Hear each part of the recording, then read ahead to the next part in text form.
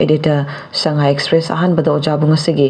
khangmina si tharom sigi maike diki taram nokchari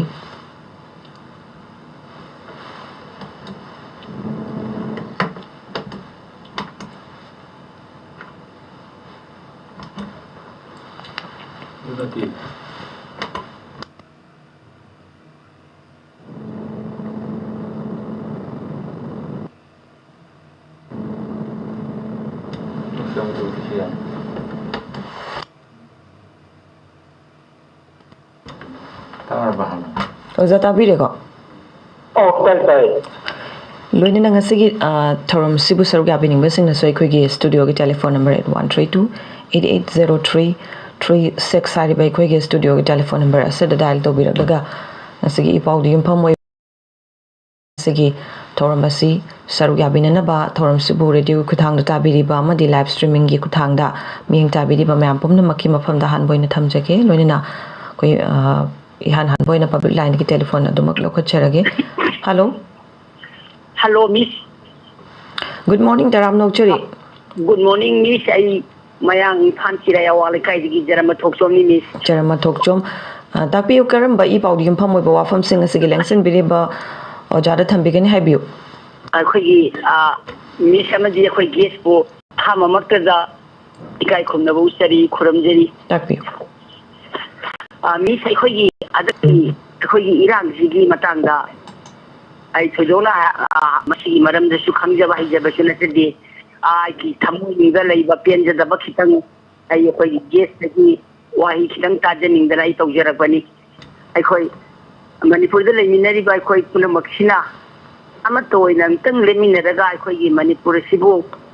matau karamna kangadawbage matau karamna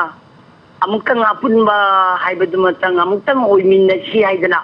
ai wafam si matang akhoi gi masigi makha tabadi akhoi gi sarana wafam khitang thambiramu haidana ai tawjarapani miss hoi thorom saruk ya birakpagi da thagachari hoi ozagi batan takpa wafam amatang orga so tamina si ko yari ba makhaidi akhoi I pau da yumpham oiraga wafam singsi pukat pirak na ba haidana mayam da sumang jong na thamjabani adu bo hoi ngasigi oina oja khoi mayam si hojiki caller na thambira iba wafam da ozagi batan takpa sentence amani dang oiraga so thambira mo koi caller sing mayam gi apen ba oina अखोई मनपुर अपनी Manpur geopolitical idea से पुनः थम्बा है मखाई Thai इपा इकोसिंगना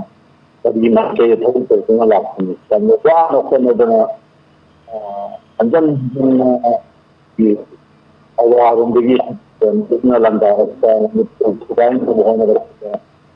ना Lakhani the fish can never happen. I don't know. But when you can come back, you may say in the Manipur, and with that, 2,000 square kilometer or about that machine now has a lot. Not Nagalai. I was up in the Manipur, and now I was saying, I quite give you. I don't know. I don't have the अदुबो तो इरा हसी मखांदा है तारगि संग छद मनपुर पंची पांबु अमना खोय ले मम तना बक्षन बना बो होना बदा तो सिक्स वायरगा तो तेयो लम्मा किले बक्षन बना बो होना अच्छे खाने तो पंची है जो मयान इंदो विश्व काम को पांबे हम तो जो नहीं लक्ष्य है हद अदुना मनपुर प्राण को खबर One company equating location approval Manipur geopolitical anxiety Mahamula machine by the laying the wash then the Wakilo machine Maramara Manipur Karana Manipur well under I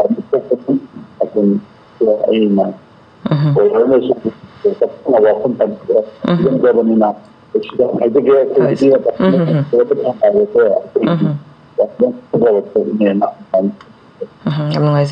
hello.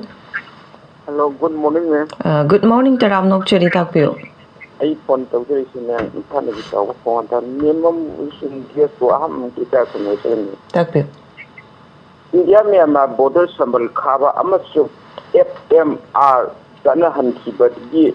mijo body na protest tawkre haiba khabar sida chawna hit yauri ne abita kilometer Sangwa Gatara si akoi gi Mizoram gi border si kilometer sam Sangwa Gatara gi paring asidi sentana samban kharak loi haibagi thajaba lei haina laldu homana haiki ba habatare mana anirak ami sahab matang da mana phongtor ko wafam ji hauji tholibu wafam ji nahan makta da nahan gi khabar da makta da makhona da kan haraga lupa ko tran thoyi drakse Mizoram da yafa ba haitare madu kiram banga hadu wafam ji kilometer se punna Mizoram Manipur Arunachal adi Assam gi kilometer lisingam ga chatruk sukna nipu do ni sang paring ji aukoi sambal khaga da se shedra di masi pun makchi khaga di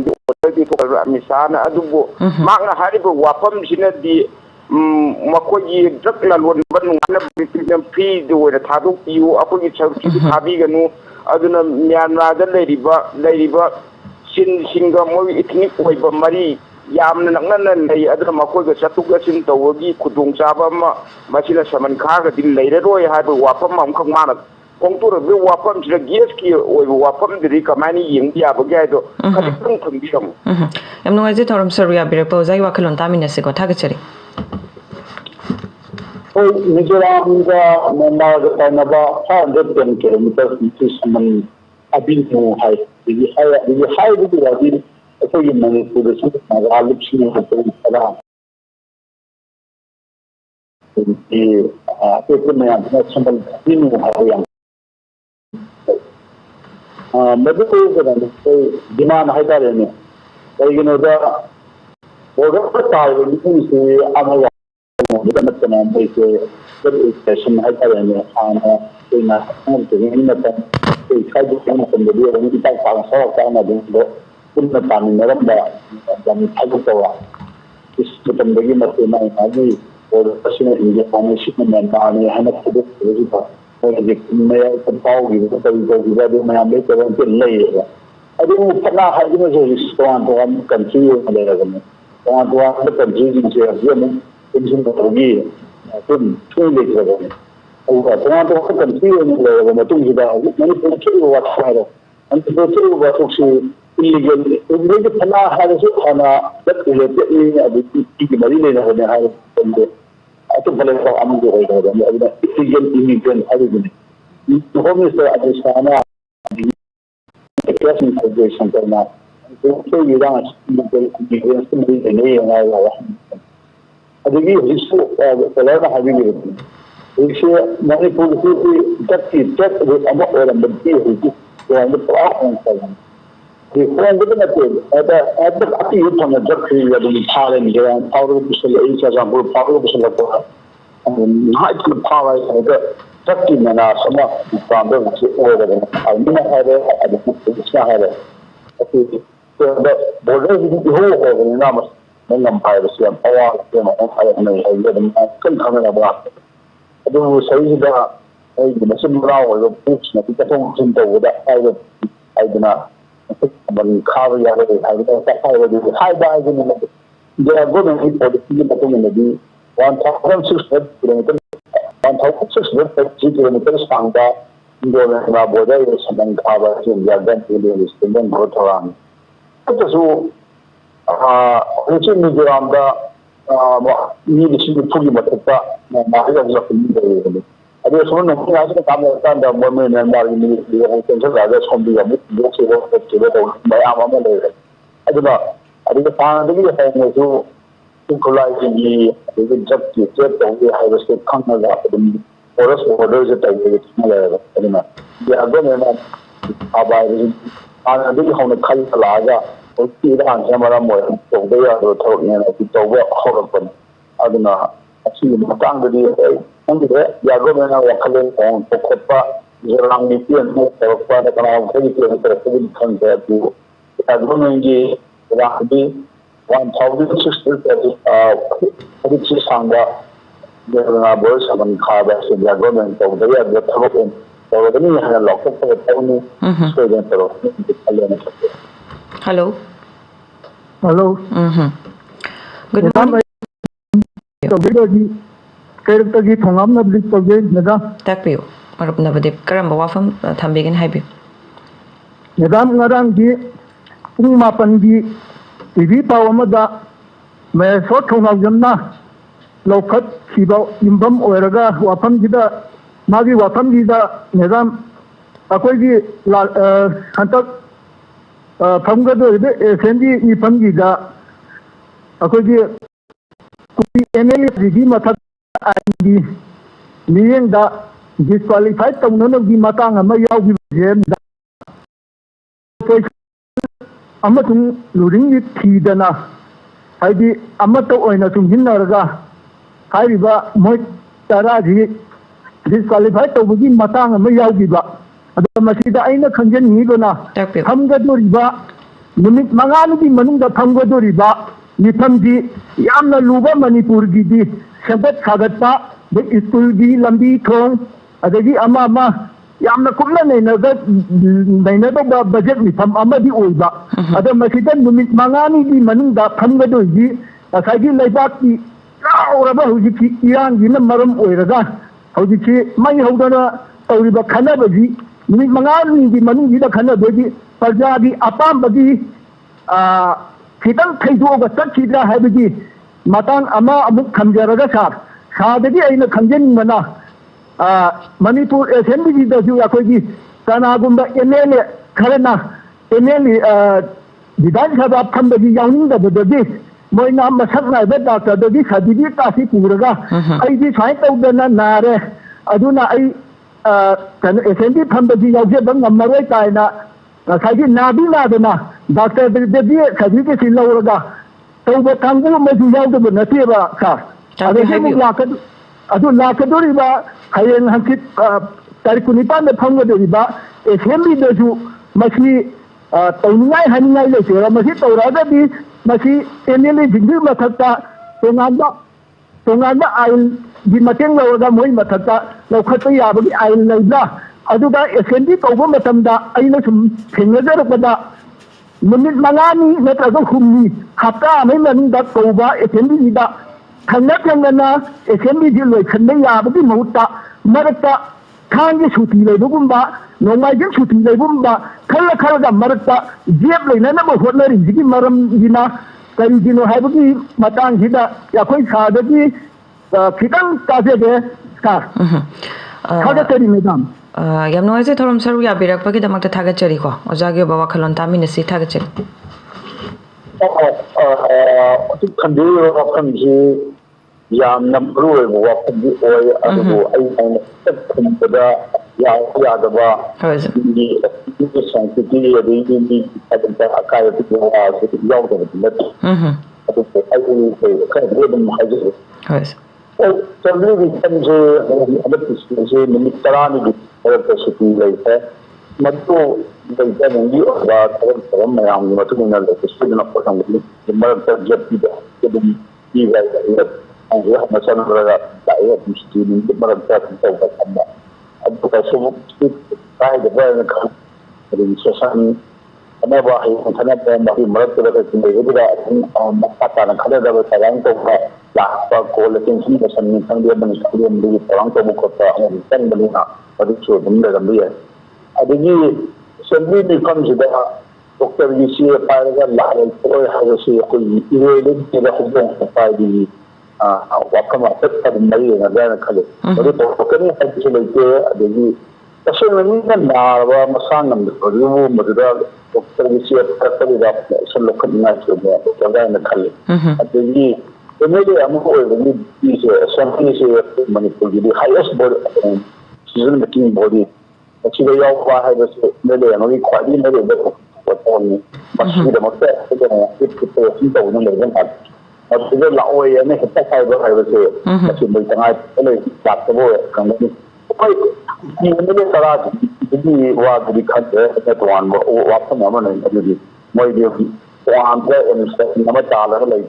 ꯍꯧꯖꯤꯛ ꯃꯅꯤꯄꯨꯔ ꯐꯤꯂꯝꯗ ꯁ꯭ꯋꯥꯏꯁꯦ ꯍꯦꯛꯇ ꯂꯥꯛꯑꯒ ꯌꯥꯎꯕ ꯉꯝꯒꯗ꯭ꯔꯥ ꯍꯥꯏꯕ ꯋꯥꯐꯝꯁꯨ ꯂꯩ ꯑꯗꯨ ꯇꯨꯀꯤ MLA ꯇꯔꯥꯒ ꯇꯣꯡꯉꯥꯜꯂꯒ ꯑꯇꯩ MLAꯁꯤꯡꯒꯤꯗꯤ ꯂꯥꯛꯑꯣꯏꯅ ꯍꯦꯛꯇ ꯍꯥꯏꯕꯁꯦ ꯑꯗꯣ ꯑꯩꯅ ꯍꯥꯏꯗꯕ꯭ꯔꯥ ꯍꯥꯏꯅ ꯈꯜꯂꯤ ꯑꯗꯒꯤ ꯀꯩꯅꯣꯁꯨ ꯍꯣꯏ ꯃꯁꯥ ꯉꯝꯃꯛꯇꯕ ꯑꯇꯩ ꯒꯔꯜ ꯐꯤꯂꯝ ꯂꯥꯛꯀꯥꯟꯗ ꯂꯥꯛꯇꯕꯗꯨꯗꯤ ꯑꯩꯈꯣꯏꯅ ꯃꯗꯨ ꯍꯥꯏꯕꯗꯤ ꯌꯥꯝ ꯑꯗꯒꯤ ꯉꯁꯥꯏ ꯑꯃ ꯀꯅꯥꯅꯣ ꯑꯃꯅ ꯍꯥꯏꯌꯦꯕ ꯗꯤꯁꯀ꯭ꯋꯥꯂꯤꯐꯥꯏ ꯇꯧꯅꯕ ꯍꯥꯏꯅ ꯃꯁꯤꯗꯤ ꯍꯥꯏꯕ ꯉꯝꯗꯦ ꯃꯁꯤ ꯇꯨꯀꯤ MLA ꯇꯔꯥꯗꯨ ꯗꯤꯁꯀ꯭ꯋꯥꯂꯤꯐꯥꯏ ꯇꯧꯅꯅꯕ ꯇꯧꯒꯗꯕꯅꯤ ꯈꯣꯠꯀꯗꯕꯅꯤ ꯀꯥꯏꯅ ꯍꯥꯏꯕ ꯍꯦꯛꯇ ꯍꯥꯏꯕ ꯑꯗꯨꯗꯤ ꯃꯗꯨ ꯍꯥꯏꯕ ꯍꯥꯏꯅꯕ ꯊꯣꯛꯀꯅꯤ ꯂꯣꯒꯤ ꯑꯣꯏꯕ ꯍꯥꯏꯗꯤ ꯀꯟꯁꯇꯤꯇ꯭ꯌꯨꯁꯟꯒꯤ ꯑꯣꯏꯕ ꯄ꯭ꯔꯣꯚꯤꯖꯟ ꯃꯇꯨꯡ ꯏꯟꯅ ꯍꯧꯖꯤꯛꯀꯤ ꯂꯤꯒꯦꯜ ꯑꯦꯊꯤꯛꯁ ꯀꯃꯤꯇꯤꯒꯤ ꯀꯩꯅꯣ ꯇꯧꯗꯅ ꯀꯧꯕꯗ ꯊꯕꯛ ꯂꯧꯕ ꯑꯣꯏꯈ꯭ꯔꯦ ꯃꯣꯏ ꯃꯤ ꯑꯅꯤ ꯑꯣꯏꯖꯣꯏ ꯀꯧꯕ ꯑꯃꯒ ꯑꯇꯣꯞꯄ ꯅꯦꯜꯁꯟ ꯀꯧꯕ ꯑꯃꯒ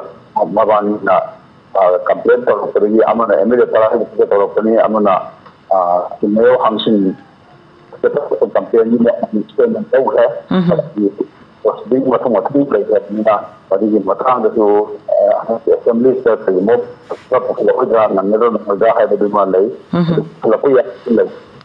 ꯃꯗꯨꯗꯤ ꯀꯟꯁꯇꯤꯇ꯭ꯌꯨꯁꯟꯅ ꯄꯤꯕ ꯀꯩꯅꯣꯒꯤ ꯃꯇꯨꯡ ꯏꯟꯅ ꯑꯦꯁꯦꯝꯕ꯭ꯂꯤꯒꯤ ꯐꯝꯗꯨꯅ ꯂꯧꯒꯗꯕ ꯋꯥꯔꯦꯞꯅꯤ ꯁꯤꯗ ꯑꯩꯈꯣꯏꯅ ꯑꯗꯨ ꯗꯤꯁꯀ꯭ꯋꯥꯂꯤꯐꯥꯏ ꯇꯧꯕ ꯌꯥꯔꯣꯏ ꯇꯧꯕ ꯌꯥꯅꯤ ꯌꯥꯔꯣꯏ ꯑꯗꯨ ꯑꯗꯥ ꯑꯩꯈꯣꯏꯅ ꯅꯣꯏꯅꯕꯨ ꯊꯤꯗꯣꯛꯅ ꯃꯊꯧ ꯇꯥꯗꯕ꯭ꯔꯥ ꯍꯥꯏꯅ ꯈꯜꯂꯤ ꯐꯧꯒꯤ ꯃꯇꯨꯡ ꯏꯟꯅ ꯇꯧꯕ ꯊꯕꯛꯇꯨ ꯑꯗꯨꯝ ꯀꯝꯃꯤꯇꯤꯒꯤ ꯃꯤꯐꯝꯗ ꯋꯥꯔꯦꯞ ꯂꯧꯒꯗꯕꯅꯤ ꯑꯗꯨꯅ ꯃꯔꯝ ꯑꯗꯨꯅ ꯑꯩꯈꯣꯏ ꯑꯦꯁꯦꯝꯕ꯭ꯂꯤꯁꯤꯡꯁꯤꯗ ꯈꯔꯅ ꯍꯥꯏꯕꯤꯕꯗ ꯈꯖꯤꯛꯇꯪ ꯍꯟꯗꯛ ꯆꯍꯤ ꯐꯨꯜ ꯕꯖꯦꯠ ꯅꯠꯇꯦ ꯃꯉꯥꯅꯤꯒꯤ ꯁꯤꯇꯤꯡ ꯂꯩꯕ ꯅꯨꯃꯤꯠ 10ꯅꯤ ꯃꯤꯐꯝ ꯍꯥꯏꯇꯥꯔꯦ ꯑꯗꯨꯗ ꯂꯣꯏꯅꯃꯛ ꯍꯦꯛꯇ ꯕꯖꯦꯠꯀꯤ ꯐꯨꯜ ꯕꯖꯦꯠ ꯑꯣꯏꯅ ꯍꯦꯛꯇ 7 ꯋꯥꯏꯁ ꯑꯗꯒꯤ 1 ꯋꯥꯏꯁ ꯇꯧꯒꯗꯕ ꯃꯤꯐꯝꯗꯨꯃꯛꯇꯤ ꯅꯠꯇꯦ ꯑꯔꯨꯕ ꯏꯁꯨꯁꯨ ꯂꯩꯔꯤꯕꯅꯤ ꯂꯩꯕꯥꯛꯀꯤ ꯏꯁꯨꯒꯤ ꯃꯔꯝꯗ ꯁꯣꯏꯗꯅ ꯈꯟꯅꯔꯛꯀꯅꯤ ꯅꯨꯃꯤꯠ 5ꯅꯤꯒꯤ ꯁꯤꯇꯤꯡꯅꯤ ꯅꯍꯥꯟꯅ ꯐꯝꯈꯤꯕ ꯅꯣꯡꯃ ꯈꯔ ꯅꯨꯃꯤꯠ 19 ꯊꯣꯛꯈꯤꯕ ꯑꯗꯨꯒꯨꯝꯕ ꯃꯤꯐꯝꯃꯛꯇꯤ ꯅꯠꯇꯕꯅꯤꯅ ꯃꯤꯐꯝ ꯑꯁꯤꯗꯤ ꯂꯩꯕꯥꯛꯀꯤ ꯑꯣꯏꯕ ꯄ꯭ꯂꯦꯠꯐꯣꯝꯁꯤꯡ ꯂꯩꯕꯅꯤꯅ ꯂꯩꯕꯥꯛꯀꯤ ꯑꯣꯏꯕ ꯋꯥꯐꯝ ꯍꯥꯏꯕꯁꯦ ꯈ꯭ꯋꯥꯏꯗꯒꯤ ꯍꯦꯟꯅ ꯃꯔꯨꯑꯣꯏꯕꯗꯤ ꯃꯅꯤꯄꯨꯔ ꯊꯨꯒꯥꯏꯅꯅꯕ ꯍꯣꯠꯅꯔꯤꯕꯁꯤꯅ ꯈ꯭ꯋꯥꯏꯗꯒꯤ ꯍꯦꯟꯅ ꯃꯔꯨꯑꯣꯏꯕ ꯋꯥꯐꯝꯅꯤ ꯃꯤꯐꯝ ꯑꯁꯤꯗꯤ ꯑꯗꯒꯤ ꯃꯌꯥꯝꯅ ꯑꯩꯈꯣꯏꯅ ꯇꯧꯕ ꯀꯔꯤꯒꯨꯝꯕ ꯑꯃ ꯔꯤꯖꯜꯠ ꯑꯃ ꯂꯥꯛꯀꯅꯤ ꯍꯥꯏꯗꯅ ꯑꯩꯈꯣꯏ ꯃꯌꯥꯝ ꯄꯨꯟꯅ ꯍꯜꯂꯣ ꯌꯥꯏꯐꯔꯕ ꯉꯁꯤꯒꯤ ꯑꯌꯨꯛꯁꯤꯗ ꯑꯩ ꯔꯟꯖꯤꯠ ꯈꯣꯡꯃꯟ ꯑꯇꯣꯝꯃꯦꯔꯛꯇꯒꯤꯅꯤ ꯃꯦꯝ ꯇꯥꯛꯄꯤꯌꯨ ꯑꯩꯅ ꯊꯝꯖꯅꯤꯡꯉꯤꯁꯤ ꯉꯔꯥꯡꯁꯨ ꯂꯥꯏꯟ ꯐꯪꯖꯩ ꯑꯗꯨꯗ ꯑꯩꯅ ꯑꯝꯇ ꯍꯪꯖꯍꯧꯒꯦ ꯇꯧꯔꯒ ꯁꯔꯨꯛ ꯌꯥꯖꯒꯦ ꯇꯧꯔꯒ ꯑꯗꯨꯝ ꯀꯩꯅꯣ ꯇꯧꯖꯩ ꯑꯩꯅ ꯊꯝꯖꯅꯤꯡꯉꯤꯁꯤ ꯉꯔꯥꯡꯒꯤ ꯄꯥꯎ ꯆꯦꯗ ꯄ꯭ꯔꯥꯏꯝ ꯃꯤꯅꯤꯁꯇꯔꯅ JNB ꯕꯤꯜꯗꯤꯡ ꯁꯪꯒꯥꯈ꯭ꯔꯦ ꯍꯥꯏ ꯏꯟꯗꯤꯌꯥꯒꯤ ꯄ꯭ꯔꯥꯏꯝ ꯃꯤꯅꯤꯁꯇꯔ ꯅꯔꯦꯟꯗ꯭ꯔ ꯃꯣꯗꯤ ꯑꯁꯤ ꯉꯁꯤ ꯚꯔꯆꯨꯋꯦꯜ ꯃꯣꯗꯇ ꯀꯥꯡꯄꯣꯛꯄꯤꯒꯤ ꯍꯣꯖꯥꯜ ꯚꯤꯂꯦꯖꯗ ꯅꯧꯅ ꯁꯥꯕ ꯖꯋꯥꯍꯔ ꯅꯚꯣꯗꯌꯥ ꯕꯤꯗ꯭ꯌꯥꯂꯌꯥ JNB ꯁꯦꯅꯥꯄꯇꯤ ꯑꯅꯤ ꯀꯥꯡꯄꯣꯛꯄꯤ ꯕꯤꯜꯗꯤꯡ ꯁꯪꯒꯥꯈ꯭ꯔꯦꯅ ꯍꯥꯏꯔꯤ ꯑꯩꯈꯣꯏ ꯉꯔꯥꯡꯒꯤ ꯄꯣꯛꯅꯐꯝ ꯄꯥꯎꯆꯦꯗ ꯄꯨꯝꯅꯃꯛꯁꯨ ꯌꯥꯎꯔꯝꯒꯅꯤ ꯑꯗꯨꯗ ꯑꯩꯅ ꯊꯝꯖꯅꯤꯡꯉꯤꯗꯤ ꯑꯩꯈꯣꯏꯒꯤ ꯍꯧꯖꯤꯛ ꯁꯨꯝ ꯀꯣꯏꯅ ꯑꯩꯈꯣꯏꯒꯤ ꯃꯦ 3ꯗꯒꯤ ꯂꯥꯛꯏꯕ ꯑꯩꯈꯣꯏꯒꯤ ꯀꯥꯡꯂꯨꯞꯀꯤ ꯏꯔꯥꯡ ꯍꯥꯏ ꯑꯩꯗꯤ ꯃꯁꯤ ꯀꯥꯡꯂꯨꯞꯀꯤ ꯏꯔꯥꯡ ꯍꯥꯏꯍꯟꯅꯤꯡꯗꯦ ꯀꯨꯀꯤꯒꯤ ꯃꯅꯤꯄꯨꯔ ꯃꯩꯇꯩ ꯈꯨꯟꯅꯥꯏꯗ ꯆꯠꯊꯔꯛꯄ ꯂꯥꯜꯍꯧꯅꯤ ꯑꯗꯨꯗ ꯃꯁꯤ ꯑꯣꯏꯔꯒ ꯃꯁꯤꯗ ꯋꯥꯍꯩ ꯑꯃꯨꯛ ꯇꯧꯗ꯭ꯔꯒ ꯀꯥꯡꯄꯣꯛꯄꯤꯗ ꯀꯔꯝꯍꯥꯏꯅ ꯇꯧꯅ ꯄ꯭ꯔꯥꯏꯝ ꯃꯤꯅꯤꯁꯇꯔꯅ JNBꯒꯤ ꯁꯪꯒꯥꯕꯒꯤ ꯊꯧꯔꯝꯁꯤ ꯚꯔꯆꯨꯋꯦꯜ ꯑꯣꯏꯅ ꯇꯧꯔꯤꯕꯅꯣ ꯑꯗꯨꯒ ꯃꯁꯤꯒ ꯂꯣꯏꯅꯅ ꯑꯩꯅ ꯍꯪꯖꯅꯤꯡꯉꯤꯗꯤ ꯍꯧꯖꯤꯛ ꯃꯅꯤꯄꯨꯔꯗ ꯑꯣꯏꯔꯤꯕ ꯐꯤꯕꯝꯁꯤ ꯄ꯭ꯔꯁꯤꯗꯦꯟ ꯔꯨꯜ ꯅꯠꯇꯕ꯭ꯔꯥ ꯅꯥꯀꯣꯏꯅꯅ ꯄ꯭ꯔꯁꯤꯗꯦꯟ ꯔꯨꯜ ꯅꯠꯇꯕ꯭ꯔꯥ ꯃꯌꯦꯛꯀꯤꯗꯤ ꯑꯩꯅ ꯈꯟꯖꯕꯗꯗꯤ ꯃꯁꯤ ꯄ꯭ꯔꯁꯤꯗꯦꯟ ꯔꯨꯜꯅꯦꯅ ꯈꯟꯖꯩ ꯃꯤꯌꯥꯝꯗꯒꯤ ꯎꯠ ꯆꯥꯏꯔꯒ ꯄ꯭ꯔꯁꯤꯗꯦꯟ ꯔꯨꯜ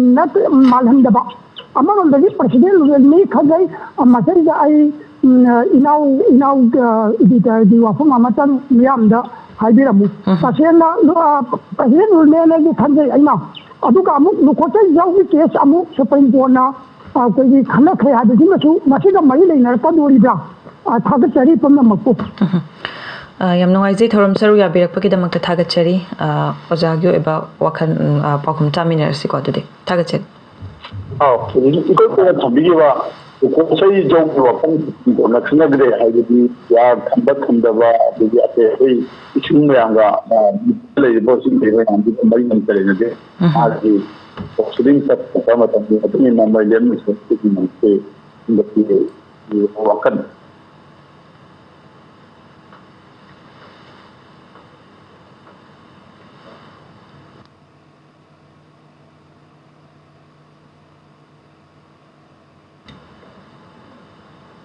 ओजागी लाइन से करीगुंबा अमदा ताखिद्रे ओजा ताबिरिको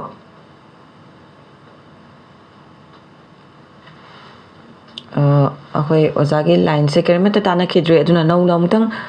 ओजागी लाइन से नौना समझरगा अमुक मखा चथजरके थौरम ताबिरिबा मियंग ताबिरिबा मयाम पुमनमकी मफमदा मिकुप खरदंग ओरगसु मयाम पुना ngaiminas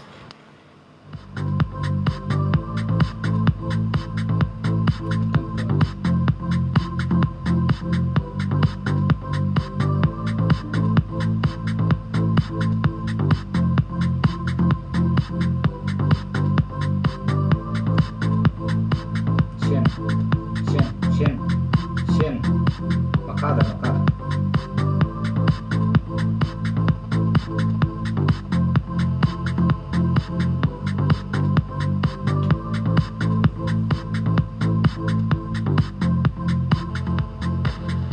ओजा ताबिरेको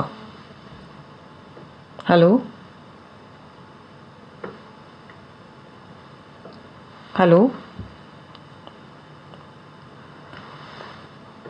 ओजागी लाइन से कोई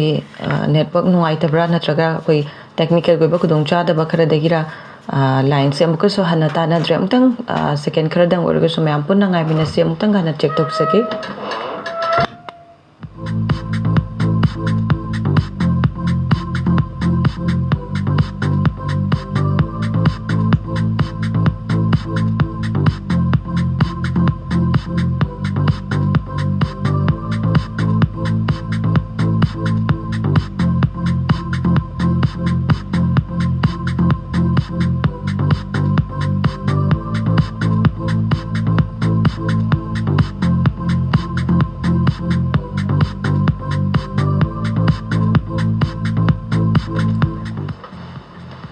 ओजा ताबिरेको हजे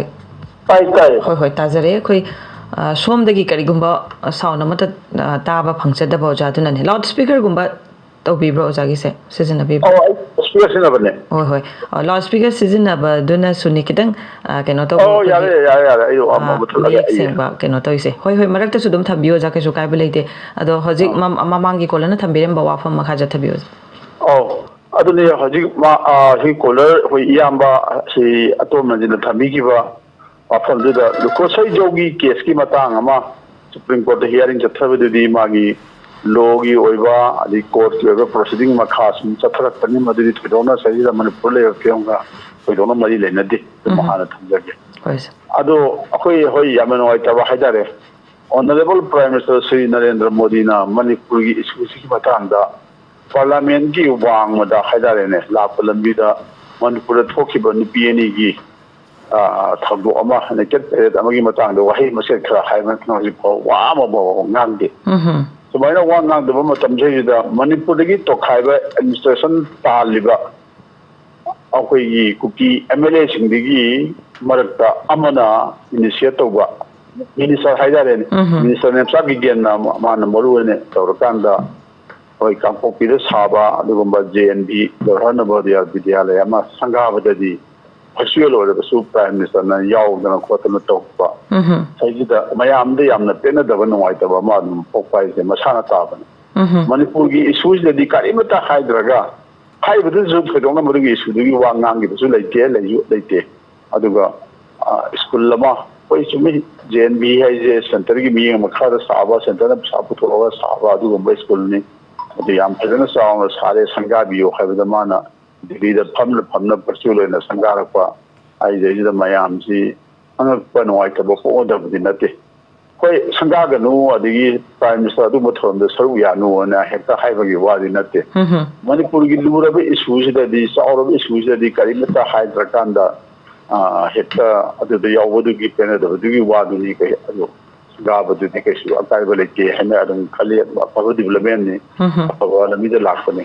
अदिगी यामना जन हजि हाइबेगिदा कांगलुप की लान हाइबसे आइजु कांगलुप की लान हाइबसे हाइजनिंगदे करिनोदा मसी तसेंग हाइब मनपुर लेबे कुकी खुदिमकना खोंजाई खुदिमकना मसी की लान असे सपोर्ट तोवी हाइबसे आई थाजबसु लेके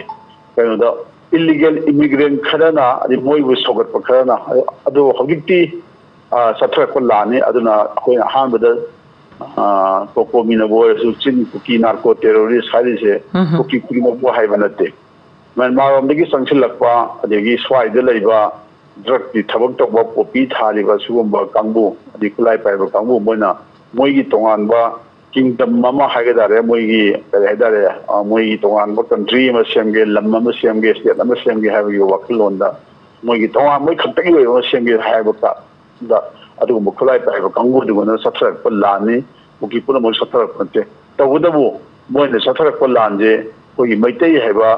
ꯒꯃꯦꯟꯒꯤ ꯃꯊꯛꯇ ꯄꯦꯟꯗꯕ ꯐꯣꯡꯗꯣꯛꯇꯅ ꯊꯕꯛ ꯇꯧ ꯑꯗꯨ ꯅꯠꯇꯦꯕ ꯃꯣꯏꯅ ꯇꯧꯔꯤꯕ ꯊꯕꯛ ꯃꯑꯣꯡꯗꯤ ꯃꯩꯇꯩꯒꯤ ꯃꯊꯛꯇ ꯍꯦꯛꯇ ꯂꯥꯟ ꯇꯥꯔꯛꯄꯅꯦ ꯃꯩꯇꯩ ꯍꯥꯠꯄ ꯇꯨꯞꯄ ꯌꯨꯝ ꯊꯨꯒꯥꯏꯕ ꯍꯦꯛꯇ ꯇꯥꯟꯕ ꯈꯣꯠꯄ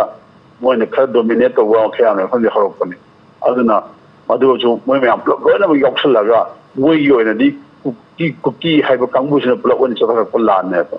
ꯑꯗꯨꯅ ꯃꯣꯏꯅ ꯄꯨꯂꯞ ꯑꯣꯏꯅ ꯆꯠꯊꯔꯛꯑꯕꯅꯤ나 ꯍꯧꯖꯤꯛ ꯃꯌꯥꯝꯅ ꯀꯥꯡꯂꯨꯞꯀꯤ ꯂꯥꯟ ꯀꯥꯏꯅ ꯁꯨꯃꯥꯏꯅ ꯇꯧꯔꯒ ꯀꯥꯡꯂꯨꯞꯀꯤ ꯏꯔꯥꯡ ꯀꯥꯏꯅ ꯁꯨꯝ ꯍꯥꯏꯔꯛꯄꯅꯤꯀꯣ ꯑꯁꯦꯡꯕꯗꯤ ꯍꯧꯔꯛꯄꯗꯤ ꯀꯥꯡꯂꯨꯞꯀꯤ ꯏꯔꯥꯡꯃꯛꯇꯤ ꯅꯠꯇꯕ꯭ꯔꯥ ꯍꯥꯏꯅ ꯈꯜꯂꯤ ꯑꯩ ꯁꯨꯃꯥꯏꯅ ꯊꯝꯖꯒꯦ Hello. Good morning, Miss. Good morning, Taram Nokcheri, takpiyo. Phone tawjaiba aihak Johanna Saudagi Erosni. Takpiyo, takpiyo. Haramati Misanibu Hanumakta Kurumjari. Takpiyo. Narangi ISTV Pumapan gi pauda hafet haji kiba aikogi Moregi Tawdokta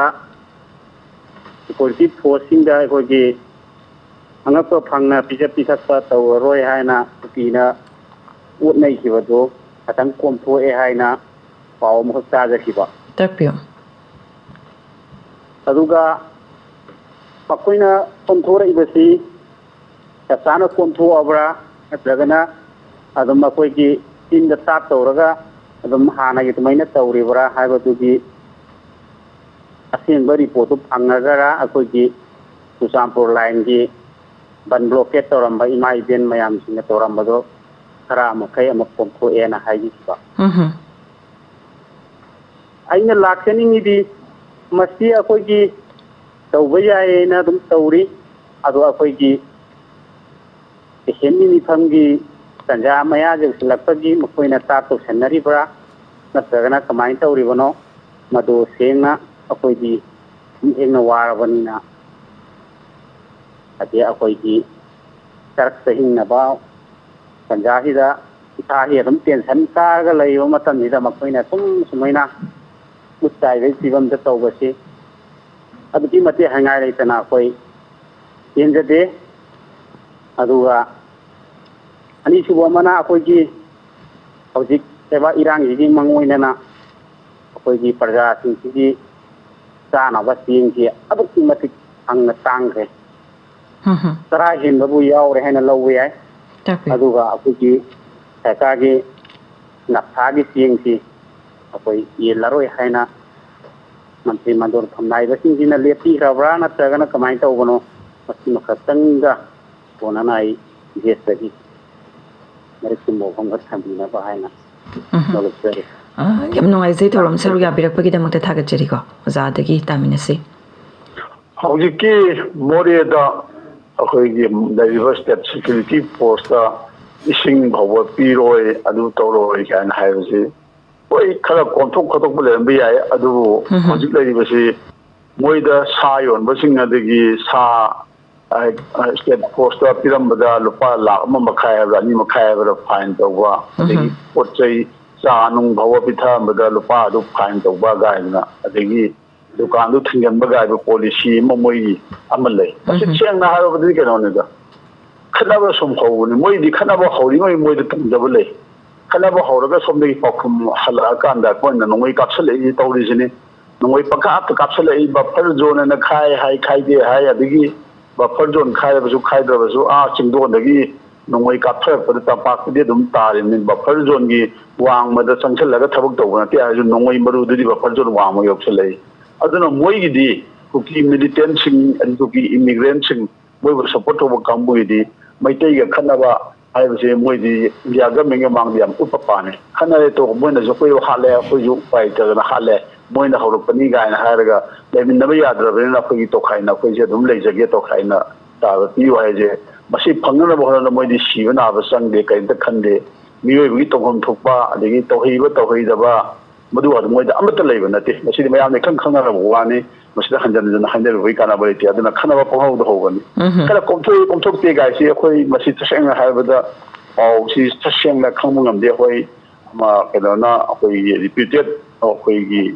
ꯑꯃꯅ ꯍꯥꯏꯔꯕꯅꯤ나 ꯃꯗꯨ ꯈꯔ ꯂꯩꯔꯝꯕꯁꯨ ꯌꯥꯏ ꯈꯔ ꯀꯣꯝꯊꯣꯛꯄ ꯈꯣꯠꯇꯣꯛꯄ ꯂꯩꯔꯝꯕꯁꯨ ꯌꯥꯏ ꯃꯗꯨ ꯇꯧꯁꯟꯅꯕ assembly ꯃꯤꯐꯝ ꯂꯥꯛꯄꯒꯤ ꯇꯧꯁꯟꯅꯗꯕꯒꯤ ꯋꯥꯁꯨ ꯀꯔꯤꯁꯨ ꯂꯩꯇꯦ ꯃꯗꯨ ꯋꯥꯗꯨꯗꯤ ꯃꯣꯏꯗꯤ ꯑꯦꯁꯦꯝꯕ꯭ꯂꯤ ꯃꯤꯐꯝ ꯑꯗꯨ ꯑꯗꯥ ꯀꯥꯏꯅ ꯆꯪꯕ ꯅꯠꯇꯦ ꯃꯣꯏꯒꯤꯗꯤ ꯈꯠꯅꯕ ꯍꯧꯕ ꯃꯅꯤꯄꯨꯔꯗꯒꯤ ꯇꯣꯈꯥꯏꯕ ꯑꯦꯗꯃꯤꯅꯤꯁꯇ꯭ꯔꯦꯁꯟ ꯑꯃ ꯇꯥꯟꯕ ꯃꯗꯨ ꯐꯪꯅꯕ ꯍꯣꯠꯅꯕꯗ ꯂꯦꯞꯄ ꯂꯩꯇꯅ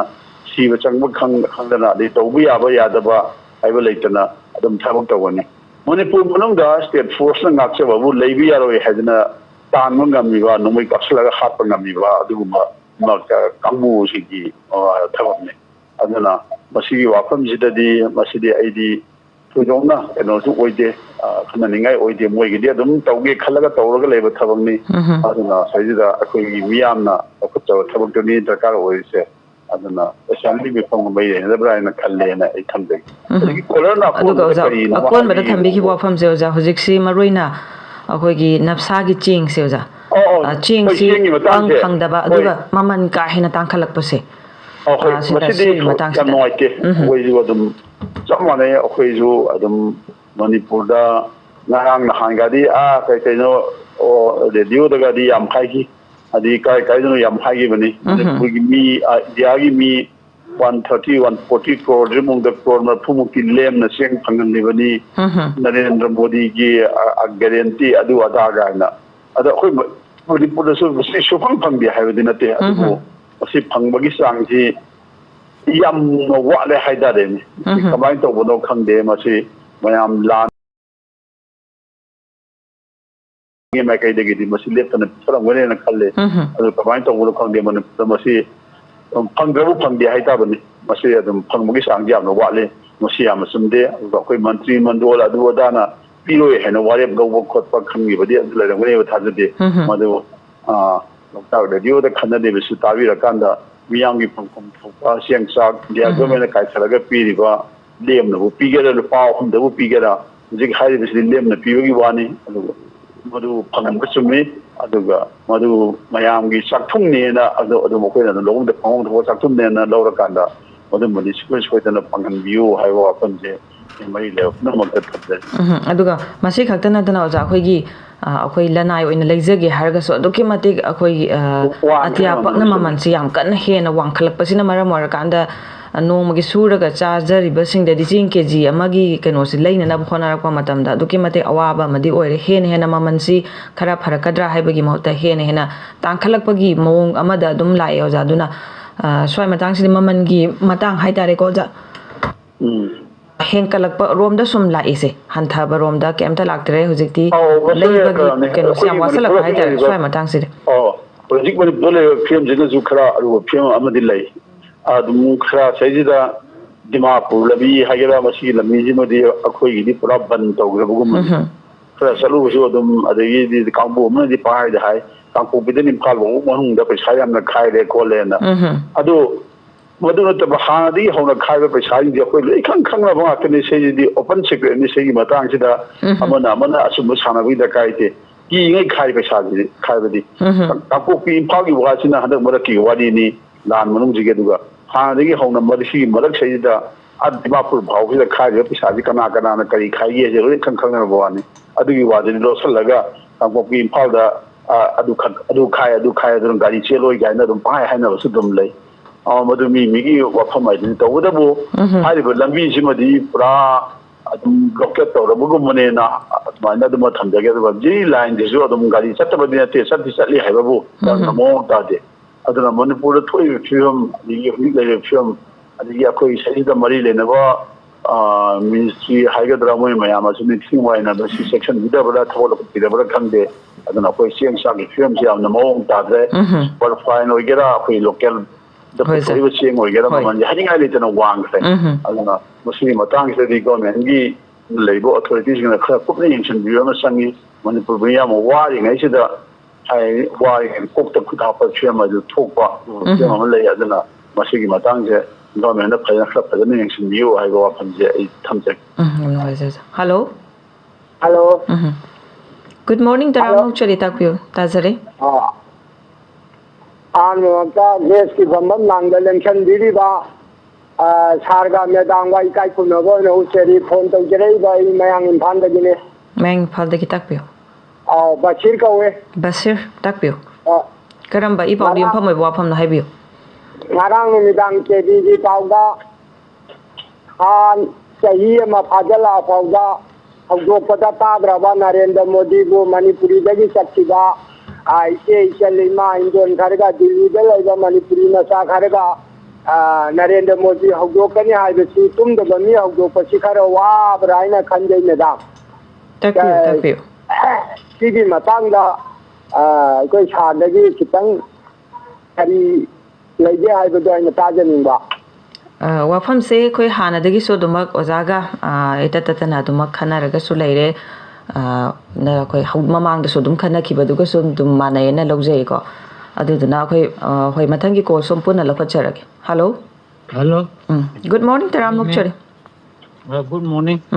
ꯑꯩ ꯃꯌꯥꯡ ꯏꯝꯐꯥꯜꯗꯒꯤ ꯑꯉꯧꯅꯤ ꯃꯦꯝ. ꯁꯥꯔ ꯑꯃꯗꯤ ꯃꯦꯝꯕꯨꯁꯨ ꯇꯔꯥ ꯅꯣꯛꯆꯔꯤ. ꯈꯨꯔꯨꯝꯖꯔꯤ ꯇꯥꯛꯄꯤꯌꯨ. ꯀꯪꯂꯥ ꯄꯥꯎꯒꯤ ꯄꯥꯎ ꯑꯃꯈꯛꯇ ꯂꯥꯟ ꯉꯥꯛꯄꯒꯤ ꯃꯍꯨꯠꯇ ꯂꯥꯟ ꯀꯥꯞꯁꯜꯂꯨ ꯍꯥꯏꯕ ꯑꯃꯈꯛ ꯄꯨꯈꯠꯆꯒꯦ. ꯑꯩꯈꯣꯏꯒꯤ ꯃꯁꯤꯒꯤ ꯅꯨꯡꯗ ꯌꯥꯎꯔꯤꯁꯦ ꯁꯨꯝ ꯃꯤꯁꯤꯅ ꯁꯥꯔꯅꯁꯨ ꯍꯧꯖꯤꯛꯇꯁꯨ ꯃꯃꯥꯡꯗ ꯍꯥꯏꯈꯤꯕꯗꯣ ꯃꯤꯁꯤꯅ ꯁꯨꯝ ꯈꯠꯅꯕꯁꯦ ꯁꯨꯝ ꯍꯧꯔꯛꯑꯒ ꯃꯣꯏꯅ ꯈꯠꯅꯕꯁꯦ ꯍꯧꯔꯒ ꯑꯩꯈꯣꯏ ꯂꯩꯃꯤꯟꯅꯕ ꯌꯥꯗ꯭ꯔꯦ ꯇꯣꯈꯥꯏ ꯇꯥꯔꯒꯦ ꯍꯥꯏꯕ ꯋꯥꯁꯤꯕꯨ ꯈꯠꯅꯕ ꯍꯧꯔꯤꯕ ꯃꯤꯁꯦ ꯁꯨꯝ ꯁꯦꯟꯇꯔꯅ ꯈꯪꯉꯣꯏꯗ꯭ꯔꯥꯕ ꯍꯧꯔꯤꯁꯦ ꯀꯅꯥꯅ ꯂꯥꯜꯂꯤꯅꯣ ꯑꯗꯨ ꯈꯪꯗ ꯇꯥꯔꯒꯗꯤ ꯀꯨꯀꯤꯒꯤ ꯃꯤꯆꯪꯁꯦ ꯁꯦꯟꯇꯔꯅ ꯆꯪꯉꯦ ꯍꯥꯏꯕꯁꯦ ꯂꯥꯟꯅꯤꯡꯉꯥꯏ ꯂꯩꯇꯦꯕ. ꯑꯗꯨꯅ ꯑꯩꯈꯣꯏꯒꯤ ꯈꯠꯅꯕ ꯍꯧꯕ ꯃꯤꯁꯤꯗꯤ ꯃꯥꯅ ꯁꯨꯝ ꯍꯧꯔꯛꯏꯅ ꯁꯨꯝ ꯁꯨꯝ ꯍꯣꯏ ꯃꯇꯝ ꯈꯔ ꯁꯨꯝ ꯍꯜꯂꯝꯕꯗꯤ ꯌꯥꯏꯑꯕ. ꯑꯗꯣ ꯁꯨꯝ ꯍꯜꯂꯨꯔꯒꯗꯤ ꯃꯥꯅ ꯑꯩꯕꯨ ꯁꯨꯝ ꯎꯏꯁꯜꯂꯛꯑꯔꯣꯏ. ꯑꯗꯩꯗꯤ ꯃꯃꯩꯗ ꯑꯩꯁꯦ ꯃꯥꯅ ꯀꯩꯅꯣꯝ ꯇꯧꯔꯛꯑꯅꯦꯕ. ꯑꯗꯨꯅ ꯑꯗꯨꯃꯛꯅꯤ ꯍꯧꯖꯤꯛ ꯇꯧꯔꯤꯁꯦ. ꯑꯗꯨ ꯑꯩꯅ ꯑꯃꯨꯛ ꯌꯥꯗꯦ ꯍꯥꯏꯅ ꯐꯔꯦ ꯅꯪ ꯉꯍꯥꯟꯈꯩ ꯇꯧꯔꯝꯃꯦ ꯑꯩ ꯉꯁꯤꯗꯤ ꯈꯨꯠ ꯍꯜꯂꯒꯦꯀꯣ ꯍꯥꯏꯅ ꯑꯃꯨꯛꯇꯪ ꯍꯟꯕꯗ ꯑꯩꯈꯣꯏꯒꯤ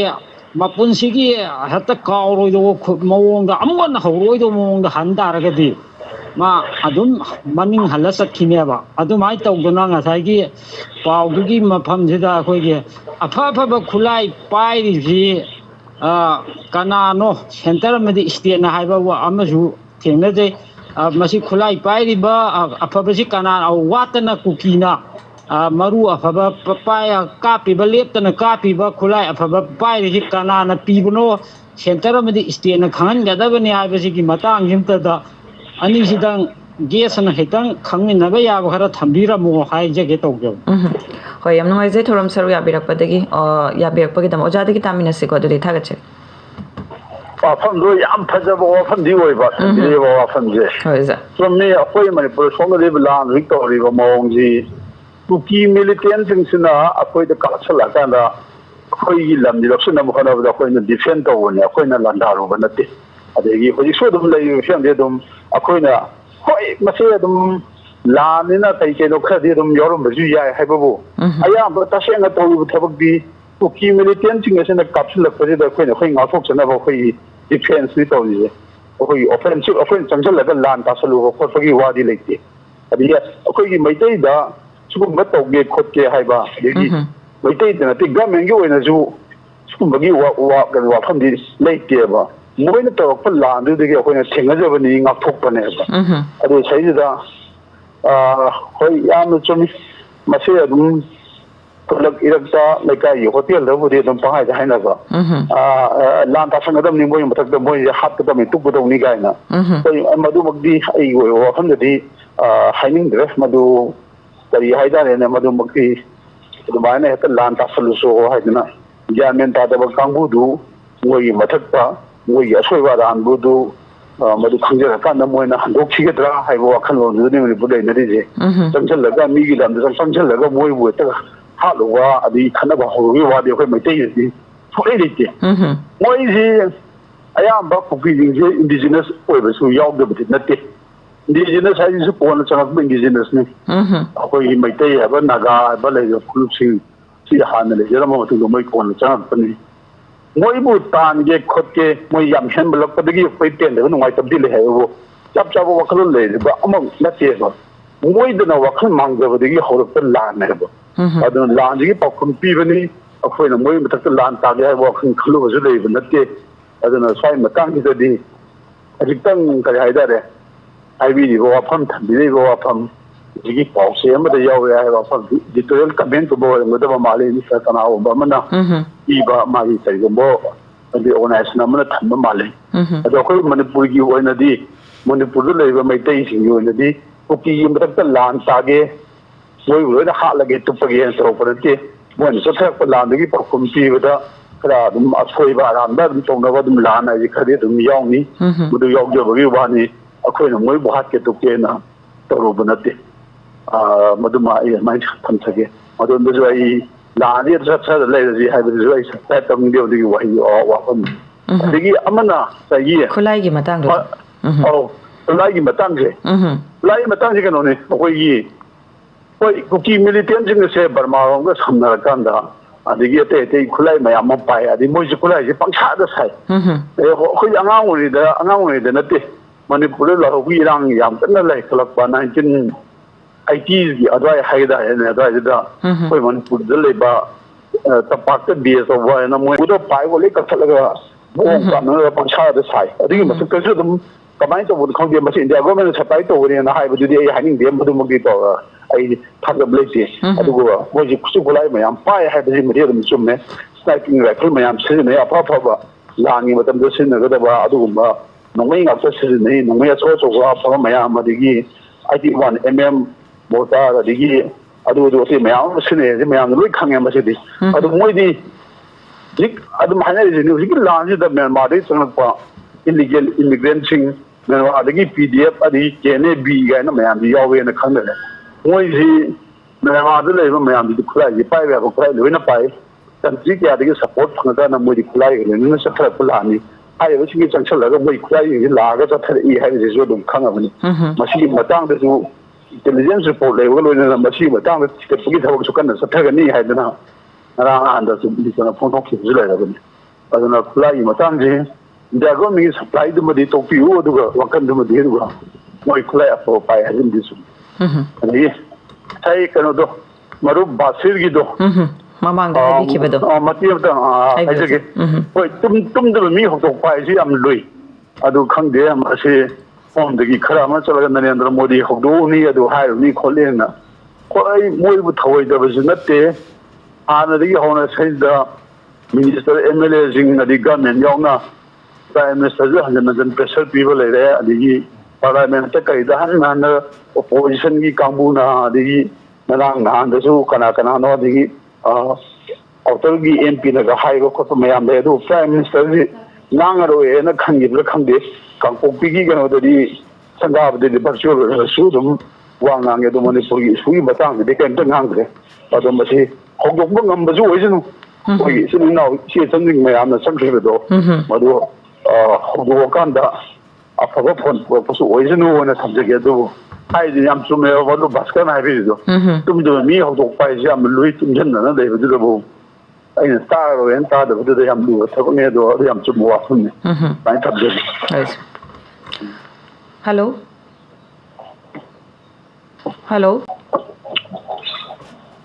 ꯍꯧꯖꯤꯛ ꯑꯣꯏꯔꯤꯕ ꯐꯤꯕꯝ ꯂꯥꯟꯁꯤ ꯃꯦꯗꯥꯝ ꯍꯣꯏ ꯏꯁꯥꯒꯤ ꯃꯤꯡ ꯂꯩꯐꯝ ꯁꯥꯟꯅ ꯑꯃꯇꯪ ꯍꯥꯏꯕꯤꯌꯨꯅꯦ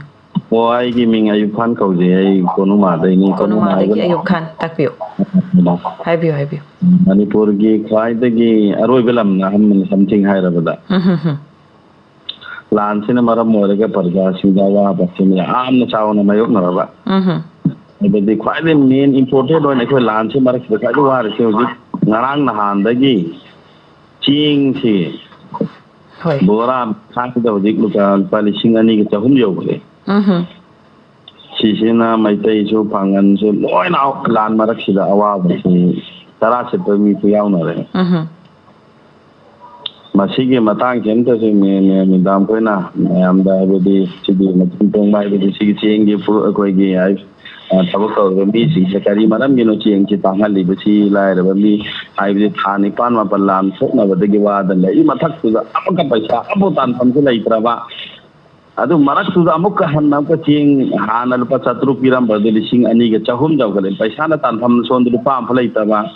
ꯑꯗꯣ ꯄꯣꯠꯀꯤ ꯃꯃꯜꯅ ꯑꯩꯈꯣꯏꯒꯤ ꯄꯨꯛꯁꯦ ꯍꯥꯡꯍꯟꯕ ꯌꯥꯗꯕꯅꯤꯅ ꯑꯉꯥꯡꯅꯗꯤ ꯄꯤꯖꯗꯕꯗꯤ ꯌꯥꯗꯕꯅꯤꯅ ꯄꯤꯖꯗꯕ ꯑꯗꯨ ꯂꯨꯄꯥ 2,200 ꯌꯧꯈꯠꯂꯛꯄ ꯁꯤꯒꯤ ꯃꯇꯥꯡꯁꯤ ꯌꯥꯝꯅ ꯊꯃꯣꯏ ꯁꯣꯛꯅ ꯅꯨꯡꯉꯥꯏꯖꯗꯦ ꯃꯁꯤ ꯃꯄꯤ ꯃꯄꯥꯁꯤꯡꯁꯤꯅ ꯁꯤꯒꯤ ꯂꯥꯟꯁꯤ ꯑꯩꯈꯣꯏ ꯊꯦꯡꯅꯖꯔꯤ ꯀꯟꯅ ꯊꯦꯡꯅꯔꯤ ꯍꯥꯏꯕꯗꯨ ꯃꯥꯒꯤ ꯃꯄꯨꯟꯁꯨ ꯄꯥꯛꯍꯟꯕꯤꯕ ꯑꯣꯏꯁꯅꯨ ꯑꯗꯨꯒꯤ ꯁꯥꯠ ꯁꯥꯠꯇ ꯑꯩꯈꯣꯏꯒꯤ ꯆꯦꯡꯒꯤ ꯃꯃꯜꯁꯨ ꯍꯣꯡꯗꯣꯛꯍꯟꯕꯤꯕ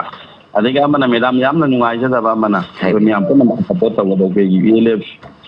ELFꯀꯤ ꯄꯥꯔꯇꯤꯒꯤꯗ ꯉꯔꯥꯡ ꯀꯔꯤꯅ ARꯅ ꯃꯈꯣꯏꯒꯤ ꯂꯩꯐꯝꯗ ꯀꯦꯝ ꯍꯣꯡꯗꯣꯛꯑꯣꯅ ꯍꯥꯏꯔꯤꯕꯁꯦ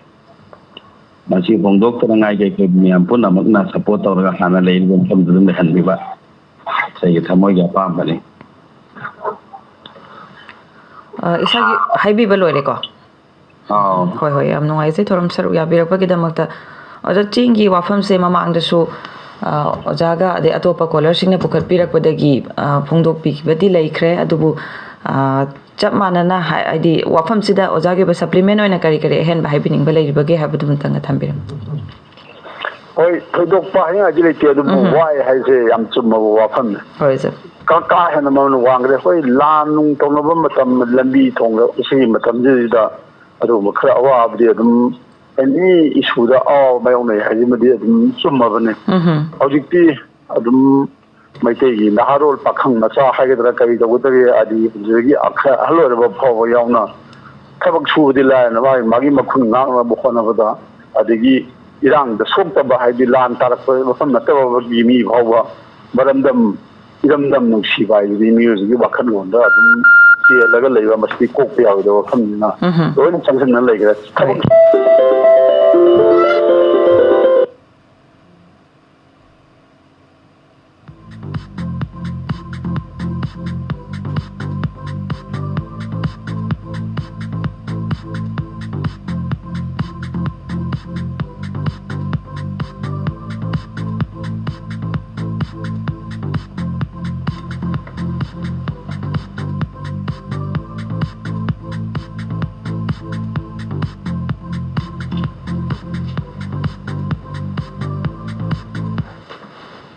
ꯑꯣꯖꯥ ꯍꯥꯏꯕꯤꯌꯨ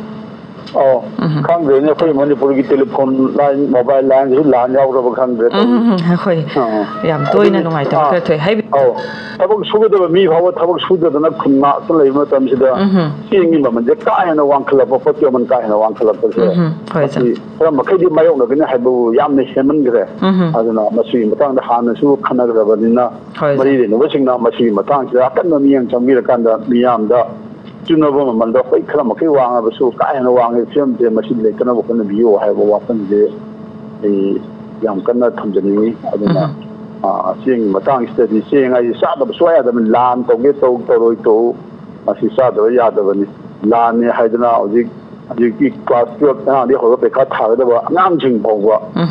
ꯃꯣꯏ ꯄꯩꯈꯥ ꯊꯥꯅꯤꯡ ꯄꯩꯈꯥ ꯊꯥꯗꯕ ꯃꯌꯥꯝ ꯌꯥꯎꯔꯕꯅꯤ ꯀꯔꯝꯕ ꯐꯤꯕꯝꯗ ꯅꯣꯡꯃꯩ ꯀꯥꯞꯅꯕꯁꯨ ꯈꯨꯟ ꯉꯥꯛꯄꯁꯨ ꯑꯍꯤꯡ ꯅꯨꯡꯁꯤꯠ ꯈꯥꯡꯗꯅ ꯆꯠꯂꯀꯥꯟꯗ ꯄꯩꯈꯥ ꯀꯃꯥꯏꯅ ꯊꯥꯔꯝꯒꯗꯒꯦ ꯈꯣꯠꯂꯦ ꯈꯟꯕꯗ ꯅꯨꯡꯉꯥꯏꯇꯕ ꯃꯌꯥꯝ ꯑꯃꯁꯨ ꯂꯩꯔꯤꯅꯦ ꯑꯗꯨꯅ ꯁ꯭ꯋꯥꯏꯒꯤ ꯃꯇꯥꯡꯁꯤꯗꯗꯤ ꯆꯦꯡ ꯆꯥꯛꯀꯤ ꯃꯇꯥꯡꯁꯤꯗꯗꯤ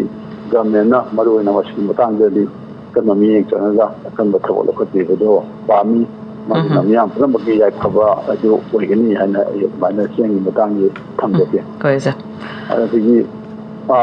ꯑꯇꯣꯞꯄ ꯊꯝꯕꯤꯈꯤꯕ ꯋꯥꯐꯝꯗꯨꯅ ꯀꯣꯂꯔꯅ ꯑꯇꯣꯞꯄ ꯋꯥꯐꯝ ꯃꯆꯥ ꯑꯃꯁꯨ ꯑꯃ ꯊꯝꯈꯤꯕ꯭ꯔꯥ ꯃꯩꯗ ꯅꯞꯈꯤꯕ꯭ꯔꯥ ꯀꯩꯅꯣ ꯍꯣꯏ ꯊꯝꯕꯤꯔꯝꯕꯅꯦ ꯑꯣꯖꯥ ꯃꯥꯏꯗꯨ ꯀꯔꯤ ꯃꯇꯥꯡꯗ ꯑꯣꯏꯔꯕꯅꯣ ꯃꯥꯏꯗꯨꯕꯣ ULFꯀꯤ ꯃꯇꯥꯡꯒꯤꯗꯨꯗꯅꯦ ꯑꯣꯖꯥ ꯑꯗꯨꯒꯤ ꯃꯇꯥꯡꯗꯣ ꯍꯣꯏ ꯁꯤ ꯑꯩꯈꯣꯏꯒꯤ ꯃꯣꯇꯤꯚꯦꯁꯟ ꯊꯣꯛꯏ ꯑꯁꯥꯝ ꯔꯥꯏꯐꯜꯁꯅ ꯃꯁꯤꯒꯤ ꯃꯇꯥꯡꯁꯤꯗ ꯃꯌꯥꯝꯅ ꯍꯥꯏꯅꯕ ꯋꯥꯅꯤ ꯃꯁꯤ ꯑꯩ ꯆꯞ ꯆꯥꯅ ꯈꯪꯉꯒ ꯍꯥꯏꯕꯁꯨ ꯅꯠꯇꯦ ꯀꯨꯀꯤ ꯀꯥꯡꯕꯨꯅ ꯃꯣꯏꯗ ꯀꯦꯝꯄꯦꯟ ꯇꯧꯔꯀꯥꯟꯗ ꯃꯣꯏ ꯂꯩꯔꯕꯗꯤ UNLF MPA ꯍꯥꯏꯗꯤ UNLFꯁꯤ ꯄꯥꯝꯕꯩꯅ ꯂꯨꯆꯤꯡꯕ ꯒꯚꯔꯟꯃꯦꯟꯒ ꯋꯥꯔꯤ ꯁꯥꯟꯅꯅꯦꯅ ꯁꯨꯃꯥꯏꯅ ꯇꯧꯔꯕ ꯀꯥꯡꯕꯨꯁꯤ ꯂꯩꯔꯕꯗꯤ ꯃꯣꯏꯅ ꯇꯧꯅꯤꯡꯕ ꯇꯧꯕ ꯌꯥꯗ꯭ꯔꯦ ꯅꯣꯡꯁꯨꯝ ꯑꯦꯔꯤꯌꯥ ꯄꯨꯈꯥꯎ ꯁꯥꯟꯇꯤꯄꯨꯔ ꯑꯗꯨꯋꯥꯏ ꯑꯦꯔꯤꯌꯥꯁꯤꯗ ꯃꯣꯏꯅ ꯆꯪꯁꯤꯟꯕ ꯉꯝꯗ꯭ꯔꯦ ꯃꯣꯏꯅ ꯉꯥꯛꯄ ꯂꯩꯔꯦ ꯑꯗꯨꯅ ꯃꯣꯏ ꯂꯧꯊꯣꯛꯄꯤꯌꯨ ꯀꯥꯏꯅ ꯍꯣꯏ ꯃꯗꯨꯃꯛ ꯑꯣꯏꯔꯝꯗꯕꯁꯨ ꯌꯥꯏ ꯑꯗꯨꯕꯨ ꯃꯗꯨꯒꯤ ꯃꯑꯣꯡꯒ ꯃꯥꯟꯅꯅ ꯑꯁꯥꯝ ꯔꯥꯏꯐꯜꯅ ꯃꯣꯏꯁꯤ ꯂꯧꯊꯣꯛꯅꯕ ꯍꯥꯏꯅ ꯀꯟꯅ ꯀꯦꯝꯄꯦꯟ ꯑꯃ ꯆꯠꯊꯕꯒꯤ ꯃꯑꯣꯡ ꯑꯃ ꯑꯣꯏ ꯑꯗꯨ ꯃꯤꯌꯥꯝꯅꯁꯨ ꯑꯗꯨꯝ ꯉꯔꯥꯡꯁꯨ ꯑꯗꯨꯝ ꯈꯣꯡꯖꯪ ꯆꯪꯁꯤꯜꯂꯤ ꯀꯔꯤ ꯇꯧꯏ ꯃꯌꯥꯝ ꯂꯥꯎꯗꯅ ꯃꯗꯨ ꯌꯥꯔꯣꯏ ꯍꯥꯏꯗꯅ ꯃꯣꯏ ꯂꯩꯕꯁꯤꯅ ꯃꯣꯏꯁꯦ ꯈꯨꯟꯗꯥ ꯂꯩꯇꯥꯕ ꯉꯝꯍꯜꯂꯛꯑꯦ ꯍꯥꯟꯅ ꯀꯣꯏꯆꯦꯟ ꯆꯦꯟꯅꯒ ꯂꯩꯔꯝꯕꯗꯣ ꯍꯧꯖꯤꯛꯀꯤ ꯃꯐꯝꯗ ꯈꯔ ꯍꯟꯖꯤꯟꯗ ꯆꯪꯉꯀꯥꯟꯗ ꯉꯝꯃꯦꯅ ꯍꯥꯏꯕꯅꯤ ꯑꯗꯨꯅ ꯁꯨꯃꯥꯏꯅ ꯁꯥꯟꯇꯤ ꯑꯣꯏꯅ ꯂꯥꯛꯄ ꯐꯤꯕꯝꯁꯤꯗ ꯀꯔꯤ ꯄꯦꯟꯗꯕ ꯂꯩꯕꯅꯣ ꯑꯁꯥꯝ ꯔꯥꯏꯐꯜꯅ ꯃꯣꯏ ꯂꯧꯊꯣꯛꯅꯅꯕ ꯍꯣꯠꯅꯔꯛꯄꯁꯦ ꯅꯨꯡꯉꯥꯏꯇꯦ ꯍꯥꯏꯅ ꯍꯥꯏꯕꯁꯦ ꯃꯁꯤ ꯍꯥꯏꯐꯝ ꯊꯣꯛꯄ ꯋꯥꯅꯤ ꯌꯥꯝ ꯆꯨꯝꯕ ꯋꯥꯈꯜꯅꯦꯕ ꯑꯗꯨꯅ ꯑꯩꯈꯣꯏ ꯑꯁꯥꯝ ꯔꯥꯏꯐꯜꯒꯤꯁꯨ ꯆꯞ ꯆꯥꯕꯗꯤ ꯑꯩꯈꯣꯏꯁꯨ ꯈꯪꯖꯗ꯭ꯔꯦ ꯃꯣꯏꯅ ꯀꯔꯤ ꯋꯥꯈꯜꯂꯣꯟ ꯂꯩꯕꯅꯣ ꯃꯣꯏꯅ ꯇꯧꯔꯤꯕ꯭ꯔꯥ ꯇꯧꯗꯕ꯭ꯔꯥ ꯀꯅꯥꯅ ꯀꯔꯤ ꯇꯧꯔꯤꯕꯅꯣ ꯑꯗꯨꯅ ꯃꯁꯤ IGR ꯏꯁꯅ ꯃꯗꯨꯒꯤ ꯅꯍꯥꯟꯁꯨ ꯁꯤꯗꯒ ꯃꯅꯤꯄꯨꯔꯗꯒ ꯂꯥꯛꯑꯝꯃꯒ ꯈꯣꯠꯂꯒ ꯇꯧꯔꯀꯥꯟꯗ ꯍꯦꯂꯤꯀꯣꯞꯇꯔ ꯑꯗꯨꯋꯥꯏꯗ ꯂꯥꯛꯄꯗꯅ ꯇꯧꯔꯝꯕ ꯑꯗꯨꯒꯤ ꯑꯗꯨꯒꯨꯝꯕ ꯇꯧꯕꯁꯨ ꯑꯗꯨꯝ ꯂꯩꯈ꯭ꯔꯕꯅꯤ ꯃꯣꯏꯅ ꯂꯧꯊꯣꯛꯅꯕ ꯍꯣꯠꯅꯩ ꯍꯥꯏꯕ ꯋꯥꯐꯝ ꯑꯃ ꯂꯩ ꯑꯗꯨ ꯃꯗꯨꯃꯛꯇꯤ ꯑꯩ ꯇꯁꯦꯡꯅ ꯑꯗꯨꯃꯥꯏꯅ ꯇꯧꯔꯗꯤ ꯃꯗꯨꯗꯤ ꯇꯧꯍꯟꯖꯅꯤꯡꯗꯦ ꯃꯣꯏꯅ ꯃꯔꯝ ꯑꯣꯏꯗꯅ ꯁꯥꯟꯇꯤ ꯂꯥꯛꯑꯦꯅ ꯈꯟ ꯇꯥꯔꯕꯣꯏꯗꯤ ꯃꯗꯨꯗ ꯑꯩꯈꯣꯏ ꯃꯣꯏ ꯂꯥꯛꯄꯗꯨꯗ ꯑꯗꯨꯝ ꯄꯨꯛꯅꯤꯡ ꯊꯣꯛꯐꯝ ꯊꯣꯛꯄ꯭ꯔꯥ ꯍꯥꯏꯅ ꯈꯜꯂꯦ ꯑꯗꯨꯒ ꯑꯗꯨꯅ ꯂꯧꯊꯣꯛꯅꯕ ꯍꯣꯠꯅꯕꯁꯦ ꯆꯨꯝꯗꯦꯅ ꯑꯗꯨꯃꯥꯏꯅ ꯇꯧꯔꯒ ꯈꯟꯖꯩ ꯍꯣꯏ ꯉꯁꯤꯒꯤ ꯑꯣꯏꯅꯗꯤ ꯑꯩꯈꯣꯏ ꯃꯇꯝꯁꯨ ꯂꯣꯏꯁꯤꯜꯂꯛꯂꯦ ꯑꯣꯖꯥꯒꯤ ꯑꯣꯏꯅ ꯑꯗꯨꯅ ꯏ ꯄꯥꯎꯒ ꯃꯔꯤ ꯂꯩꯅꯅ ꯈꯪꯃꯤꯟꯅꯁꯤ ꯊꯧꯔꯝ ꯑꯁꯤꯗ ꯆꯤꯜꯂꯕ ꯃꯇꯝ ꯀꯥꯏꯊꯣꯛꯄꯤꯗꯨꯅ ꯑꯩꯈꯣꯏꯒꯤ ꯊꯧꯔꯝꯁꯤꯕꯨ ꯊꯋꯥꯏ ꯌꯥꯎꯅ ꯂꯥꯏꯚ ꯁ꯭ꯇ꯭ꯔꯤꯝ ꯈꯨꯠꯊꯥꯡꯗ ꯇꯥꯕꯤꯔꯤꯕ ꯑꯃꯗꯤ ꯔꯦꯗꯤꯑꯣ ꯈꯨꯠꯊꯥꯡꯗ ꯇꯥꯕꯤꯔꯤꯕ ꯃꯌꯥꯝꯅ ꯊꯝꯕꯤꯔꯛꯄ ꯋꯥꯐꯝꯁꯤꯡꯗ ꯃꯆꯥ ꯇꯥꯅ ꯊꯝꯕꯤꯔꯤꯕ ꯑꯣꯖꯥ ꯈꯣꯒꯦꯟꯗ꯭ꯔ ꯈꯣꯟꯗ꯭ꯔꯥꯝ ꯏꯗꯤꯇꯔ ꯁꯉꯥꯏ ꯑꯦꯛꯁꯄ꯭ꯔꯦꯁ ꯑꯣꯖꯥꯕꯨ ꯑꯃꯨꯛ ꯍꯟꯅ ꯊꯥꯒꯠꯄ ꯐꯣꯡꯗꯣꯛꯆꯔꯤ ꯑꯩꯍꯥꯛꯅꯁꯨ ꯇꯥꯕꯤꯔꯤꯕ ꯑꯗꯒꯤ ꯂꯥꯏꯚ ꯁ꯭ꯇ꯭ꯔꯤꯝꯗ ꯌꯦꯡꯕꯤꯔꯤꯕ ꯑꯗꯒꯤ ꯐꯣꯟ ꯇꯧꯕꯤꯔꯛꯄ ꯑꯗꯒꯤ ꯂꯣꯛꯇꯥꯛ ꯔꯦꯗꯤꯑꯣ ꯑꯩꯒꯤ ꯑꯣꯏꯕ ꯋꯥꯐꯝ ꯈꯔ ꯐꯣꯡꯗꯣꯛꯄ ꯂꯥꯛꯄꯤꯔꯤꯕ ꯄꯨꯝꯅꯃꯛꯄꯨ ꯑꯔꯣꯏꯕ ꯑꯣꯏꯅ ꯈꯨꯔꯨꯝꯖꯔꯤ ꯊꯥꯒꯠꯆꯔꯤ ꯑꯣꯖꯥ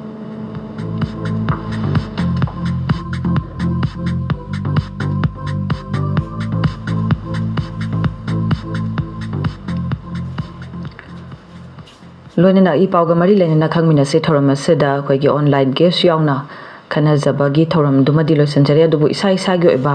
ꯏ ꯄꯥꯎꯗ ꯌꯨꯝꯐꯝ ꯑꯣꯏꯕ ꯋꯥꯈꯜꯂꯣꯟꯁꯤꯡ ꯑꯗꯨꯃꯛ ꯃꯌꯥꯝꯅ ꯁꯦꯌꯔ ꯇꯧꯕꯤꯔꯛꯄ ꯌꯥꯒꯅꯤ ꯂꯣꯏꯅꯅ ꯃꯁꯤꯗ ꯊꯧꯔꯝ ꯑꯁꯤꯗ ꯁꯔꯨꯛ ꯌꯥꯕꯤꯅꯤꯡꯕꯁꯤꯡꯅ ꯑꯩꯈꯣꯏꯒꯤ ꯁ꯭ꯇꯨꯗꯤꯑꯣꯒꯤ ꯇꯦꯂꯤꯐꯣꯟ ꯅꯝꯕꯔ 8132880336 ꯍꯥꯏꯔꯤꯕ ꯑꯩꯈꯣꯏꯒꯤ ꯁ꯭ꯇꯨꯗꯤꯑꯣꯒꯤ ꯇꯦꯂꯤꯐꯣꯟ ꯅꯝꯕꯔ ꯑꯁꯤꯗ ꯑꯗꯨꯃꯛ ꯗꯥꯏꯜ ꯇꯧꯕꯤꯔꯛꯂꯒ ꯏ ꯄꯥꯎꯗ ꯌꯨꯝꯐꯝ ꯑꯣꯏꯕ ꯋꯥꯐꯝꯁꯤꯡꯗ ꯏꯁꯥ ꯏꯁꯥꯒꯤ ꯑꯣꯏꯕ ꯋꯥꯈꯜꯂꯣꯟꯁꯤꯡ ꯑꯗꯨꯃꯛ ꯊꯝꯕꯤꯔꯛꯅꯅꯕ ꯊꯧꯔꯝꯁꯤꯕꯨ ꯇꯥꯕꯤꯔꯤꯕ ꯑꯃꯗꯤ ꯂꯥꯏꯚ ꯁ꯭ꯇ꯭ꯔꯤꯃꯤꯡꯒꯤ ꯈꯨꯠꯊꯥꯡꯗ ꯃꯤꯠꯌꯦꯡ ꯇꯥꯕꯤꯔꯤꯕ ꯃꯌꯥꯝ ꯄꯨꯝꯅꯃꯛꯀꯤ ꯃꯐꯝꯗ ꯑꯃꯨꯛ ꯍꯟꯅ ꯅꯤꯡꯁꯤꯡꯖꯔꯤ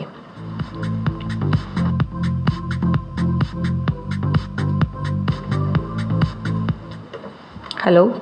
ꯍꯜꯂꯣ ꯃꯦꯝ ꯑꯩ ꯃꯌꯥꯡ ꯏꯝꯐꯥꯜꯗꯒꯤ ꯑꯉꯧꯅꯦ ꯑꯃꯨꯛ ꯍꯣꯏ ꯑꯃꯨꯛ ꯍꯟꯕꯤꯔꯛꯑꯣ ꯌꯥꯝ ꯅꯨꯡꯉꯥꯏꯖꯩ ꯊꯧꯔꯝ ꯁꯔꯨꯛ ꯌꯥꯕꯤꯔꯛꯄ ꯑꯩꯈꯣꯏꯒꯤ ꯑꯣꯖꯥ ꯌꯥꯎꯅ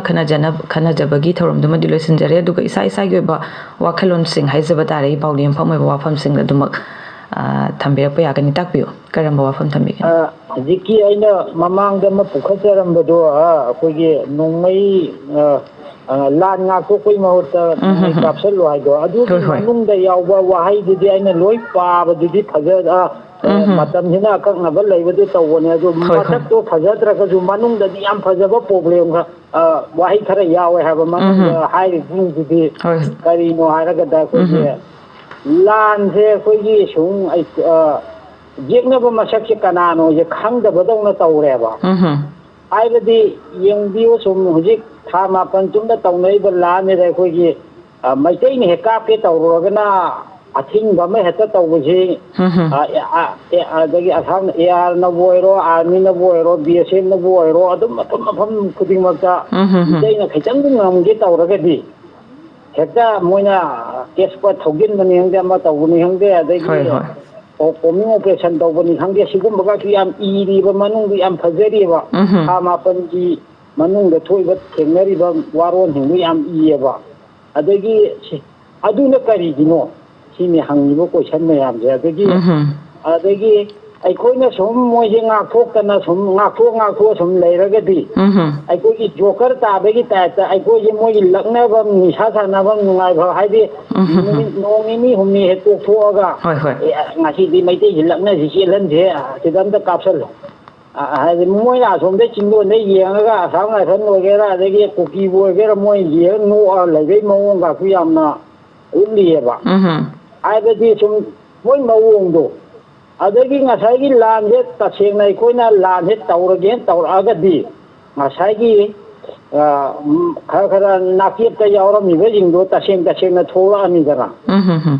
ꯁꯦꯡꯅ ꯐꯣꯡꯅ ꯊꯣꯛꯂꯛꯑꯅꯦꯕ ꯌꯦꯛꯅꯕ ꯀꯅꯥꯅꯣ ꯃꯁꯛ ꯁꯦꯡꯅ ꯈꯪꯉꯛꯑꯅꯦꯕ ꯀꯨꯀꯤꯒ ꯑꯩꯈꯣꯏꯒ ꯇꯁꯦꯡꯅ ꯀꯥꯞꯅꯔꯤꯕ꯭ꯔꯥ ꯑꯗꯒꯤ ꯃꯣꯏꯗ ꯀꯅꯥꯅꯀꯔꯤ ꯇꯣꯡꯉꯤ ꯍꯥꯏꯕꯗꯣ ꯇꯁꯦꯡꯅ ꯍꯧꯖꯤꯛꯇꯤ ꯍꯥꯏꯐꯦꯠ ꯇꯧꯔꯒꯁꯨ ꯈꯥꯝꯕꯅꯦꯗꯤ ꯍꯥꯏꯔꯒ ꯁꯦꯟꯇ꯭ꯔꯦꯜ ꯐꯣꯔꯁ ꯃꯌꯥꯝ ꯂꯩꯔꯤꯁꯤꯡꯁꯦ ꯈꯥꯝꯃꯤꯅꯦꯗꯤ ꯍꯥꯏꯔꯒ ꯋꯥꯟ ꯁꯥꯏꯠꯀꯤ ꯆꯦꯅꯦꯜꯗ ꯈꯟꯅꯕꯗ ꯑꯗꯨꯝ ꯌꯥꯎꯈꯤꯕꯅꯤ ꯋꯥꯟ ꯁꯥꯏꯠꯀꯤ ꯑꯣꯏꯕ ꯃꯑꯣꯡꯗ ꯈꯨꯈꯥꯝꯁꯦ ꯈꯥꯝꯃꯦꯕ ꯃꯩꯇꯩꯔꯣꯝꯗꯅ ꯍꯦꯛꯇ ꯑꯣꯟꯁꯤꯜꯂꯒ ꯃꯩꯇꯩꯅ ꯉꯝꯗꯧ ꯃꯃꯤ ꯑꯣꯏꯔꯒꯅ ꯍꯦꯛꯇ ꯃꯩꯇꯩꯁꯦ ꯈꯨꯠ ꯍꯥꯟꯗꯕ ꯅꯣꯡꯃꯩ ꯀꯥꯞꯁꯤꯟꯕ ꯀꯣꯃꯤꯡ ꯑꯣꯄꯔꯦꯁꯟ ꯇꯧꯁꯤꯟꯕ ꯑꯗꯒꯤ ꯌꯦꯡꯉꯣ ꯁꯨꯒꯨꯅꯨꯗꯒ ꯇꯧꯔꯤꯕ ꯃꯌꯥꯝꯗꯣ ꯀꯣꯃꯤꯡ ꯑꯣꯄꯔꯦꯁꯟ ꯇꯧ ꯉꯝꯕ꯭ꯔꯕ ꯁꯨꯝ ꯂꯥꯟꯊꯣꯛꯑꯒ ꯑꯗꯒꯤ ꯆꯨꯔꯆꯥꯟꯄꯨꯔꯗ ꯑꯗꯒꯤ ꯀꯥꯡꯄꯣꯛꯄꯤꯗ ꯇꯧꯔꯤꯕ ꯃꯌꯥꯝꯁꯦ ꯑꯝꯇ ꯀꯣꯃꯤꯡ ꯑꯣꯄꯔꯦꯁꯟ ꯇꯧꯔꯦꯗꯤ ꯇꯧꯔꯦ ꯀꯥꯇꯤ ꯍꯥꯏꯅꯤ ꯈꯨꯠꯂꯥꯏ ꯑꯃ ꯐꯥꯗꯦ ꯍꯥꯏꯒꯨꯝꯕ ꯑꯗꯒꯤ ꯃꯤ ꯐꯥꯗꯦ ꯍꯥꯏꯒꯨꯝꯕ ꯁꯤꯗ ꯑꯩꯈꯣꯏꯒꯤ ꯈꯦꯠꯅꯕꯗꯤ ꯑꯗꯨꯃꯛ ꯂꯩꯔꯦ ꯍꯥꯏꯖꯔꯤꯕ ꯃꯤꯆꯪ ꯆꯪꯕ ꯃꯥꯟꯕ ꯑꯃ ꯌꯥꯎꯔꯤꯁꯦ ꯇꯁꯦꯡꯅ ꯃꯩꯇꯩꯅ ꯂꯥꯟꯁꯦ ꯐꯖꯅ ꯊꯦꯡꯅꯔꯛꯑꯒ ꯂꯥꯟꯗꯥꯔꯛꯑꯒꯗꯤ ꯃꯣꯏ ꯐꯣꯡꯅ ꯊꯣꯛꯂꯛꯄ ꯉꯝꯃꯔꯣꯏꯕ ꯅꯥꯐꯦꯠ ꯇꯧꯅꯔ ꯂꯩꯕꯁꯤꯗꯗꯤ ꯌꯦꯡꯅꯕꯁꯦ ꯀꯅꯥꯅꯣ ꯃꯁꯛ ꯈꯪꯗ꯭ꯔꯦ ꯃꯌꯥꯝꯅꯁꯨ ꯑꯗꯨꯝ ꯇꯁꯦꯡꯅ ꯊꯛꯇꯣꯛꯁꯤ ꯍꯥꯏꯕꯒꯤ ꯃꯑꯣꯡ ꯑꯃꯁꯨ ꯌꯥꯎꯔꯤꯑꯕ ꯏꯔꯤꯕ ꯃꯅꯨꯡꯗꯨꯗ ꯑꯗꯨꯗꯤ ꯇꯁꯦꯡꯅ ꯊꯣꯛꯂꯛꯀꯅꯦꯕ ꯃꯗꯨꯁꯨ ꯆꯨꯝꯕ꯭ꯔꯥ ꯈꯜꯂꯤꯅꯦ ꯃꯦꯝ ꯆꯨꯝꯃꯣꯏꯗ꯭ꯔꯣ ꯐꯖꯅ ꯍꯦꯛ ꯃꯥꯅꯦ ꯑꯩꯈꯣꯏꯒꯤ ꯃꯌꯥꯝꯅꯁꯨ ꯑꯗꯨꯝ ꯍꯥꯏꯅꯔꯒꯁꯨ ꯂꯩꯔꯦ ꯍꯥꯏꯖꯔꯤꯕ ꯈꯣꯏ ꯃꯍꯨꯝꯗ ꯁꯨꯝ ꯆꯥꯛ ꯁꯨꯝ ꯊꯤꯜꯂꯛꯑꯕꯅꯤꯅꯀꯣ ꯑꯗꯨꯃꯥꯏꯅ ꯁꯨം ꯂꯩꯔꯕꯅꯤꯅ ꯑꯃꯨꯛꯇꯪꯗꯤ ꯃꯌꯥꯝꯁꯨ ꯌꯣꯝꯁꯤꯜꯂꯒ ꯈꯪꯍꯟꯕ ꯑꯃꯗꯤ ꯇꯉꯥꯏ ꯐꯗ꯭ꯔꯦ ꯍꯥꯏꯕꯁꯤ ꯑꯗꯨꯝ ꯃꯌꯥꯝꯒꯤ ꯆꯤꯟꯗ ꯑꯗꯨꯝ ꯍꯥꯏꯅꯔꯒ ꯂꯩꯔꯕꯅꯤ ꯃꯇꯝꯁꯤ ꯉꯥꯏꯔꯒ ꯌꯥꯒꯗ꯭ꯔꯥ ꯒ꯭ꯌꯥꯟ ꯇꯥꯔꯛꯀꯗ꯭ꯔꯥ ꯍꯥꯏꯕꯒꯤ ꯋꯥꯈꯜꯂꯣꯟꯗ ꯑꯗꯨꯃꯛ ꯂꯥꯟꯁꯦ ꯑꯗꯨꯃꯛ ꯗꯤꯐꯦꯟꯁ ꯇꯧꯔꯒ ꯁꯨꯝ ꯂꯥꯛꯄꯅꯤꯀꯣ ꯑꯗꯨꯕꯨ ꯃꯗꯨꯒꯤ ꯋꯥꯈꯜꯂꯣꯟꯗꯨꯗ ꯑꯃꯨꯛꯇꯪ ꯉꯁꯥꯏ ꯃꯔꯨꯞꯅꯁꯨ ꯍꯥꯏꯕꯤꯈꯤꯕꯗꯣ ꯑꯃꯨꯛꯇꯪ ꯈꯪꯍꯟꯕ ꯑꯃꯗꯤ ꯇꯉꯥꯏ ꯐꯗ꯭ꯔꯦ ꯍꯥꯏꯁꯦ ꯃꯌꯥꯝꯒꯤ ꯑꯣꯏꯕ ꯋꯥꯈꯜꯂꯣꯟꯗꯗꯤ ꯑꯗꯨꯝ ꯂꯩꯔꯦ ꯑꯗꯨꯒ ꯍꯧꯖꯤꯛꯁꯨ ꯍꯥꯏꯕꯤꯔꯤꯕꯗꯣ ꯑꯗꯨꯝ ꯑꯆꯨꯝꯕ ꯍꯥꯏꯗꯤ ꯃꯌꯥꯝꯅ ꯄ꯭ꯔꯨꯐ ꯏꯚꯤꯗꯦꯟ ꯃꯌꯥꯝ ꯑꯃ ꯄꯤꯔꯕ ꯍꯥꯏꯇꯥꯔꯦ ꯃꯤꯆꯪ ꯃꯤꯈꯥꯏ ꯅꯥꯏꯕꯒꯤ ꯋꯥꯟ ꯁꯥꯏꯗꯦꯠ ꯑꯣꯏꯕꯒꯤ ꯃꯑꯣꯡꯁꯤ ꯑꯗꯨꯃꯛ ꯁꯤꯗ ꯂꯩ ꯑꯩꯈꯣꯏꯒꯤ ꯚꯦꯂꯤꯒ ꯑꯗꯒꯤ ꯆꯤꯡꯒꯤ ꯃꯐꯝꯗ ꯂꯩꯕꯁꯤꯡꯁꯤꯒ ꯈꯦꯠꯅꯕꯒꯤ ꯃꯑꯣꯡꯁꯤ ꯑꯗꯨꯃꯛ ꯎꯔꯒ ꯂꯩꯔꯦ ꯍꯥꯏꯖꯔꯤꯕꯀꯣ ꯃꯌꯥꯝꯅꯁꯨ ꯑꯗꯨꯝ ꯃꯗꯨꯒꯤ ꯄ꯭ꯔꯨꯐ ꯏꯚꯤꯗꯦꯟ ꯃꯌꯥꯝ ꯑꯃ ꯄꯤꯔ ꯂꯩꯔꯦ ꯑꯗꯨꯅ ꯈꯦꯠꯅꯕꯁꯦ ꯁꯨꯃꯥꯏꯅꯗꯤ ꯑꯗꯨꯃꯛ ꯂꯩ ꯍꯣꯏ ꯄꯥꯝꯕꯩ ꯃꯥꯜꯂꯦ ꯍꯥꯏꯕ ꯏꯕ ꯈꯕꯔꯁꯤꯗ ꯍꯥꯏꯔꯤꯕ ꯑꯩꯅ ꯁꯨꯝ ꯀꯟꯅ ꯂꯧꯁꯤꯟꯕꯗ ꯃꯁꯤꯗ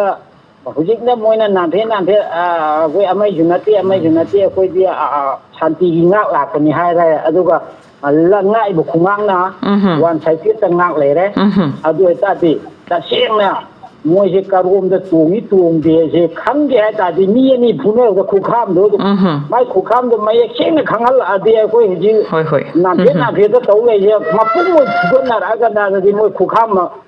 ꯃꯁꯛꯇꯣ ꯄꯨꯟꯅ ꯊꯣꯛꯂꯛꯑꯅꯤꯗꯅ ꯑꯗꯨ ꯃꯥꯜꯂꯦ ꯍꯥꯏꯕ ꯑꯗꯨꯗꯤ ꯑꯩꯅ ꯌꯥꯝ ꯌꯥꯖꯅꯤꯡꯉꯦ ꯍꯥꯏꯕ ꯃꯗꯨꯒꯤ ꯉꯔꯥꯡꯒꯤ ꯈꯕꯔꯒꯤ ꯋꯥꯔꯣꯜꯁꯦ ꯑꯗꯨ ꯂꯥꯟ ꯀꯥꯞꯄꯤꯕ ꯃꯌꯥꯝꯁꯤꯡꯅꯤꯀꯣ ꯃꯥꯅ ꯍꯥꯏꯖꯩꯁꯤꯁꯨ ꯑꯩꯈꯣꯏ ꯏꯆꯤꯜ ꯏꯅꯥꯎ ꯂꯣꯏꯅꯃꯛꯇꯅꯤ ꯃꯁꯤ ꯌꯥꯅꯤꯡꯗ꯭ꯔꯣ ꯃꯌꯥꯝ ꯃꯁꯤꯗꯤ ꯑꯩꯗꯤ ꯄꯥꯝꯃꯦꯕꯣ ꯍꯣꯏ ꯆꯞ ꯃꯥꯟꯅꯅ ꯑꯩꯈꯣꯏꯒꯤ ꯂꯣꯁꯦꯀꯣ ꯆꯤꯡꯗꯁꯨ ꯑꯗꯒꯤ ꯇꯝꯗꯁꯨ ꯆꯞ ꯃꯥꯟꯅꯅ ꯏꯝꯄ꯭ꯂꯤꯃꯦꯟ ꯇꯧꯔꯒꯗꯤ ꯁꯣꯏꯗꯅ ꯃꯗꯨꯒꯤ ꯅꯨꯡꯉꯥꯏꯇꯕ ꯃꯌꯥꯝꯁꯦ ꯈꯔ ꯍꯟꯊꯔꯛꯀꯗ꯭ꯔꯥ ꯍꯥꯏꯕꯒꯤ ꯋꯥꯐꯝꯗꯨꯅꯤ ꯌꯥꯝ ꯅꯨꯡꯉꯥꯏꯖꯩ ꯊꯧꯔꯝ ꯁꯔꯨꯛ ꯌꯥꯕꯤꯔꯛꯄꯒꯤꯗꯃꯛꯇ ꯊꯥꯒꯠꯆꯔꯤꯀꯣ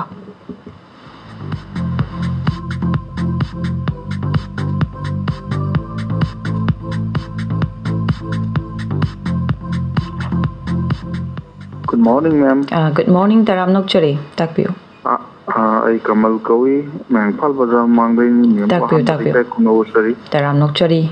Kurumjari Takpiu. Powder, you have no way, ma'am. Hoi. Akoy Nongsum Dagi, Akoy ULF Nalusimba, Akoy Mamatambaze. Hoi. Masijina Maram Oiraga, Akoy Santi Lak, but also what Hotang Lobra has it. Mashi Akoy Pali government as a Kangum Ganikal. Adu number 2, akwai yam ngakshaba mana government jina lanje amsu chinda di mishimina yauraga akan ba action lokot kani haraga lanje lo heninda bagi mami ta badawno uzaba maram de any central government akwai central force kurimakse manipur laise manipur government makha laibuneba ma'am Manipur government ni makha da laibje Assam Rifle ni government ni makha laibu chap mane uri myang yinga aduga amarum dana uran ba phawju me ai huram phala kare hai haraga uran phangam dori bro aduna coming operation bo hana tawni law thuye adu kana phadorige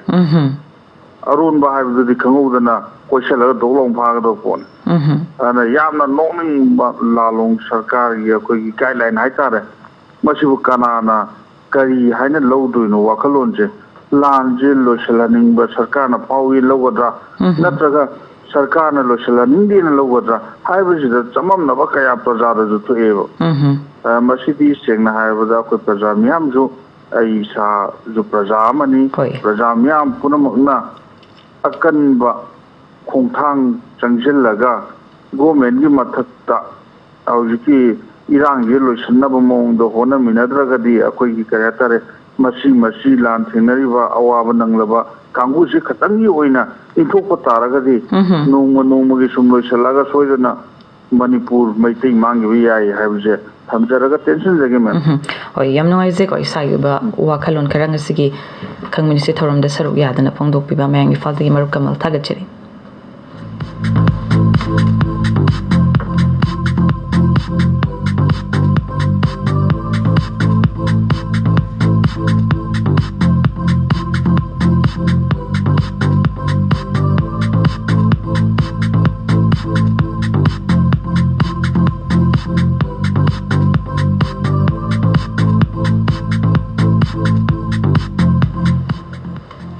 Hello, good morning to Ramnok Churi Takpiu.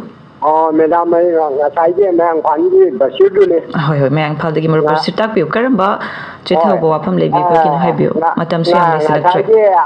Ahan bagi haibi. Haiya kare do matam na di kitang kapna tawbalina ai wari do sangjadre. Haibiu. BJP gi macha nipa ahan de koi Manipuri gi dama oina bireno oiribane. Macha nipa ahan duna haibada pau tabidra Biren gi macha masu oiga kaya momna mafamduda changaga biren kaino Narendra Modi hawdokani haibasi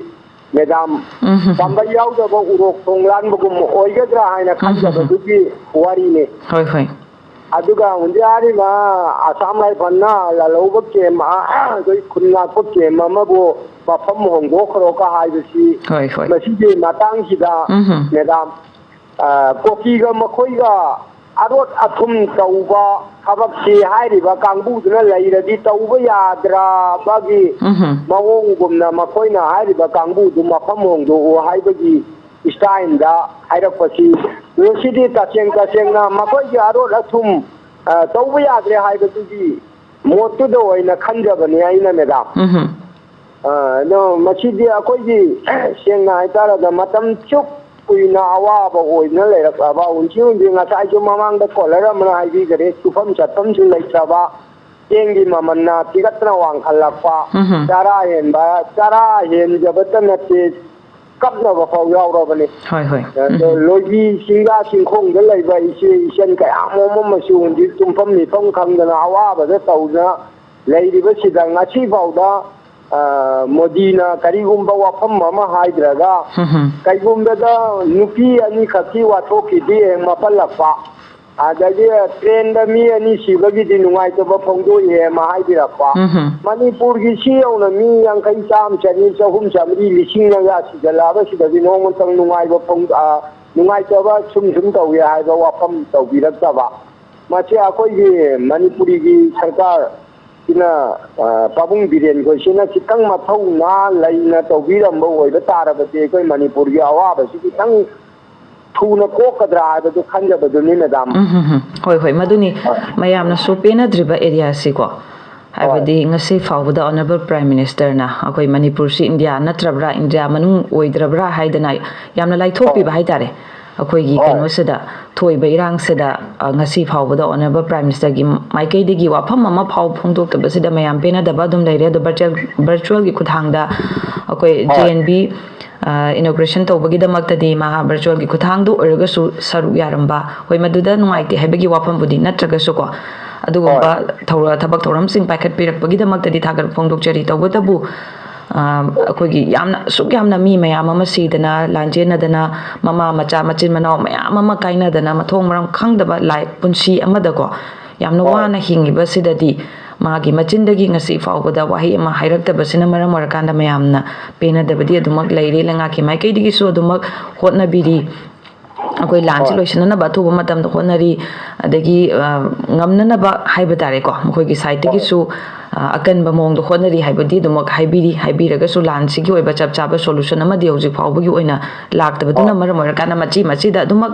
ꯏꯔꯥꯡꯁꯤ ꯊꯣꯛꯄꯗꯨꯅ ꯃꯔꯝ ꯑꯣꯏꯔꯀꯥꯟꯗ ꯃꯤꯁꯤ ꯃꯤꯅꯥ ꯄꯥꯝꯗꯕ ꯊꯧꯗꯣꯛ ꯃꯌꯥꯝ ꯑꯃ ꯑꯗꯨꯃꯛ ꯑꯩꯈꯣꯏ ꯇꯥꯔꯒ ꯎꯔꯒ ꯄꯦꯟꯗꯅ ꯊꯃꯣꯏꯗ ꯈꯨꯇꯨꯝꯅ ꯁꯨꯔꯒ ꯈꯥꯡꯖꯕꯁꯦ ꯑꯗꯨꯃꯛ ꯂꯩꯔꯤ ꯍꯥꯏꯖꯕ ꯇꯥꯔꯦꯀꯣ ꯑꯗꯨꯅ ꯌꯥꯝꯅ ꯑꯊꯨꯕ ꯃꯇꯝꯗ ꯑꯩꯈꯣꯏꯒꯤ ꯏꯔꯥꯡꯁꯤ ꯂꯩꯉꯥꯛꯀꯤ ꯃꯥꯏꯀꯩꯗꯒꯤ ꯃꯔꯤ ꯂꯩꯅꯕ ꯈꯨꯗꯤꯡꯃꯛꯅꯁꯨ ꯁꯦꯟꯇ꯭ꯔꯦꯜ ꯒꯚꯔꯟꯃꯦꯟꯠꯀꯤ ꯃꯥꯏꯀꯩꯗꯒꯤꯁꯨ ꯑꯃꯨꯛꯇꯪ ꯃꯤꯠꯌꯦꯡ ꯆꯪꯕꯤꯔꯀꯥꯟꯗ ꯌꯥꯝꯅ ꯊꯨꯅ ꯑꯊꯨꯕ ꯃꯇꯝꯗ ꯁꯣꯂꯨꯁꯟ ꯑꯃ ꯂꯥꯛꯅꯅꯕ ꯍꯣꯠꯅꯕꯤꯔꯛꯄꯁꯤꯅ ꯃꯌꯥꯝꯒꯤ ꯑꯄꯥꯝꯕꯁꯦ ꯌꯥꯝ ꯅꯨꯡꯉꯥꯏꯖꯩ ꯊꯧꯔꯝ ꯁꯔꯨꯛ ꯌꯥꯕꯤꯔꯛꯇꯅ ꯏꯁꯥꯒꯤ ꯑꯣꯏꯕ ꯋꯥꯈꯜꯂꯣꯟ ꯈꯤꯇꯪ ꯊꯝꯕꯤꯔꯝꯕ ꯃꯔꯨꯞ ꯕꯁꯤꯔꯕꯨ ꯊꯥꯒꯠꯆꯔꯤ ꯊꯥꯒꯠꯆꯩ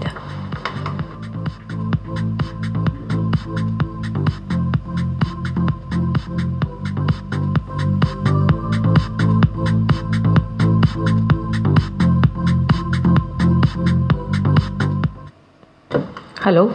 Hello. Good morning. Ariba caller soiruni matam se amla select takpiu.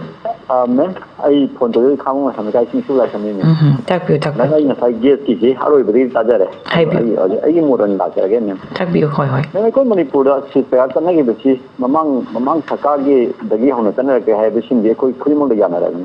Mamang gi Congress sarkar gi matam da ko NSN gi ka da kha pha Manipur pha ba da ko Manipur di matam do hai ka no ji two ground ji chana da bagi ke nom leram da gi mokoi har bi sin thin do ki ben. Thin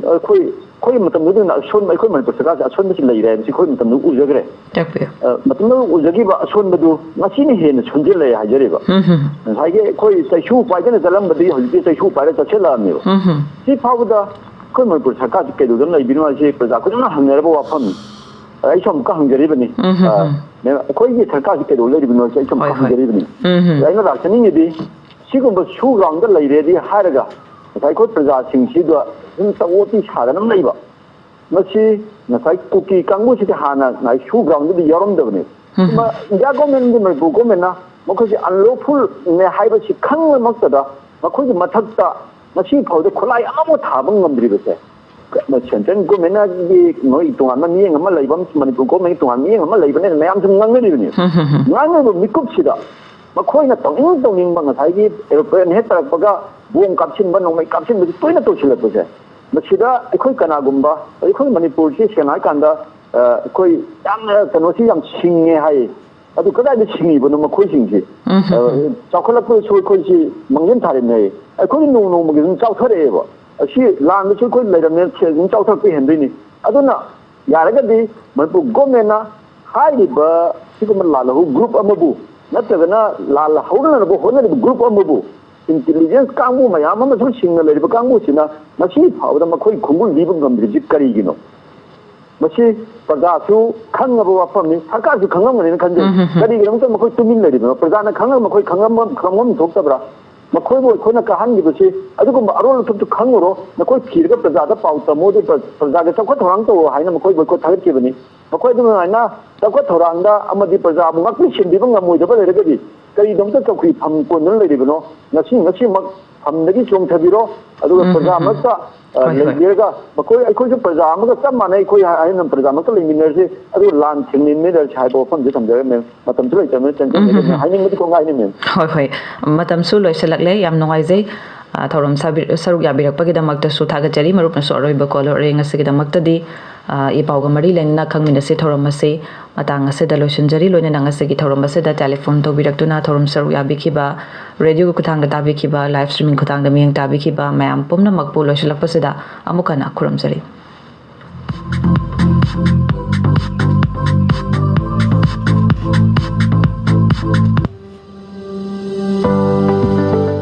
admission open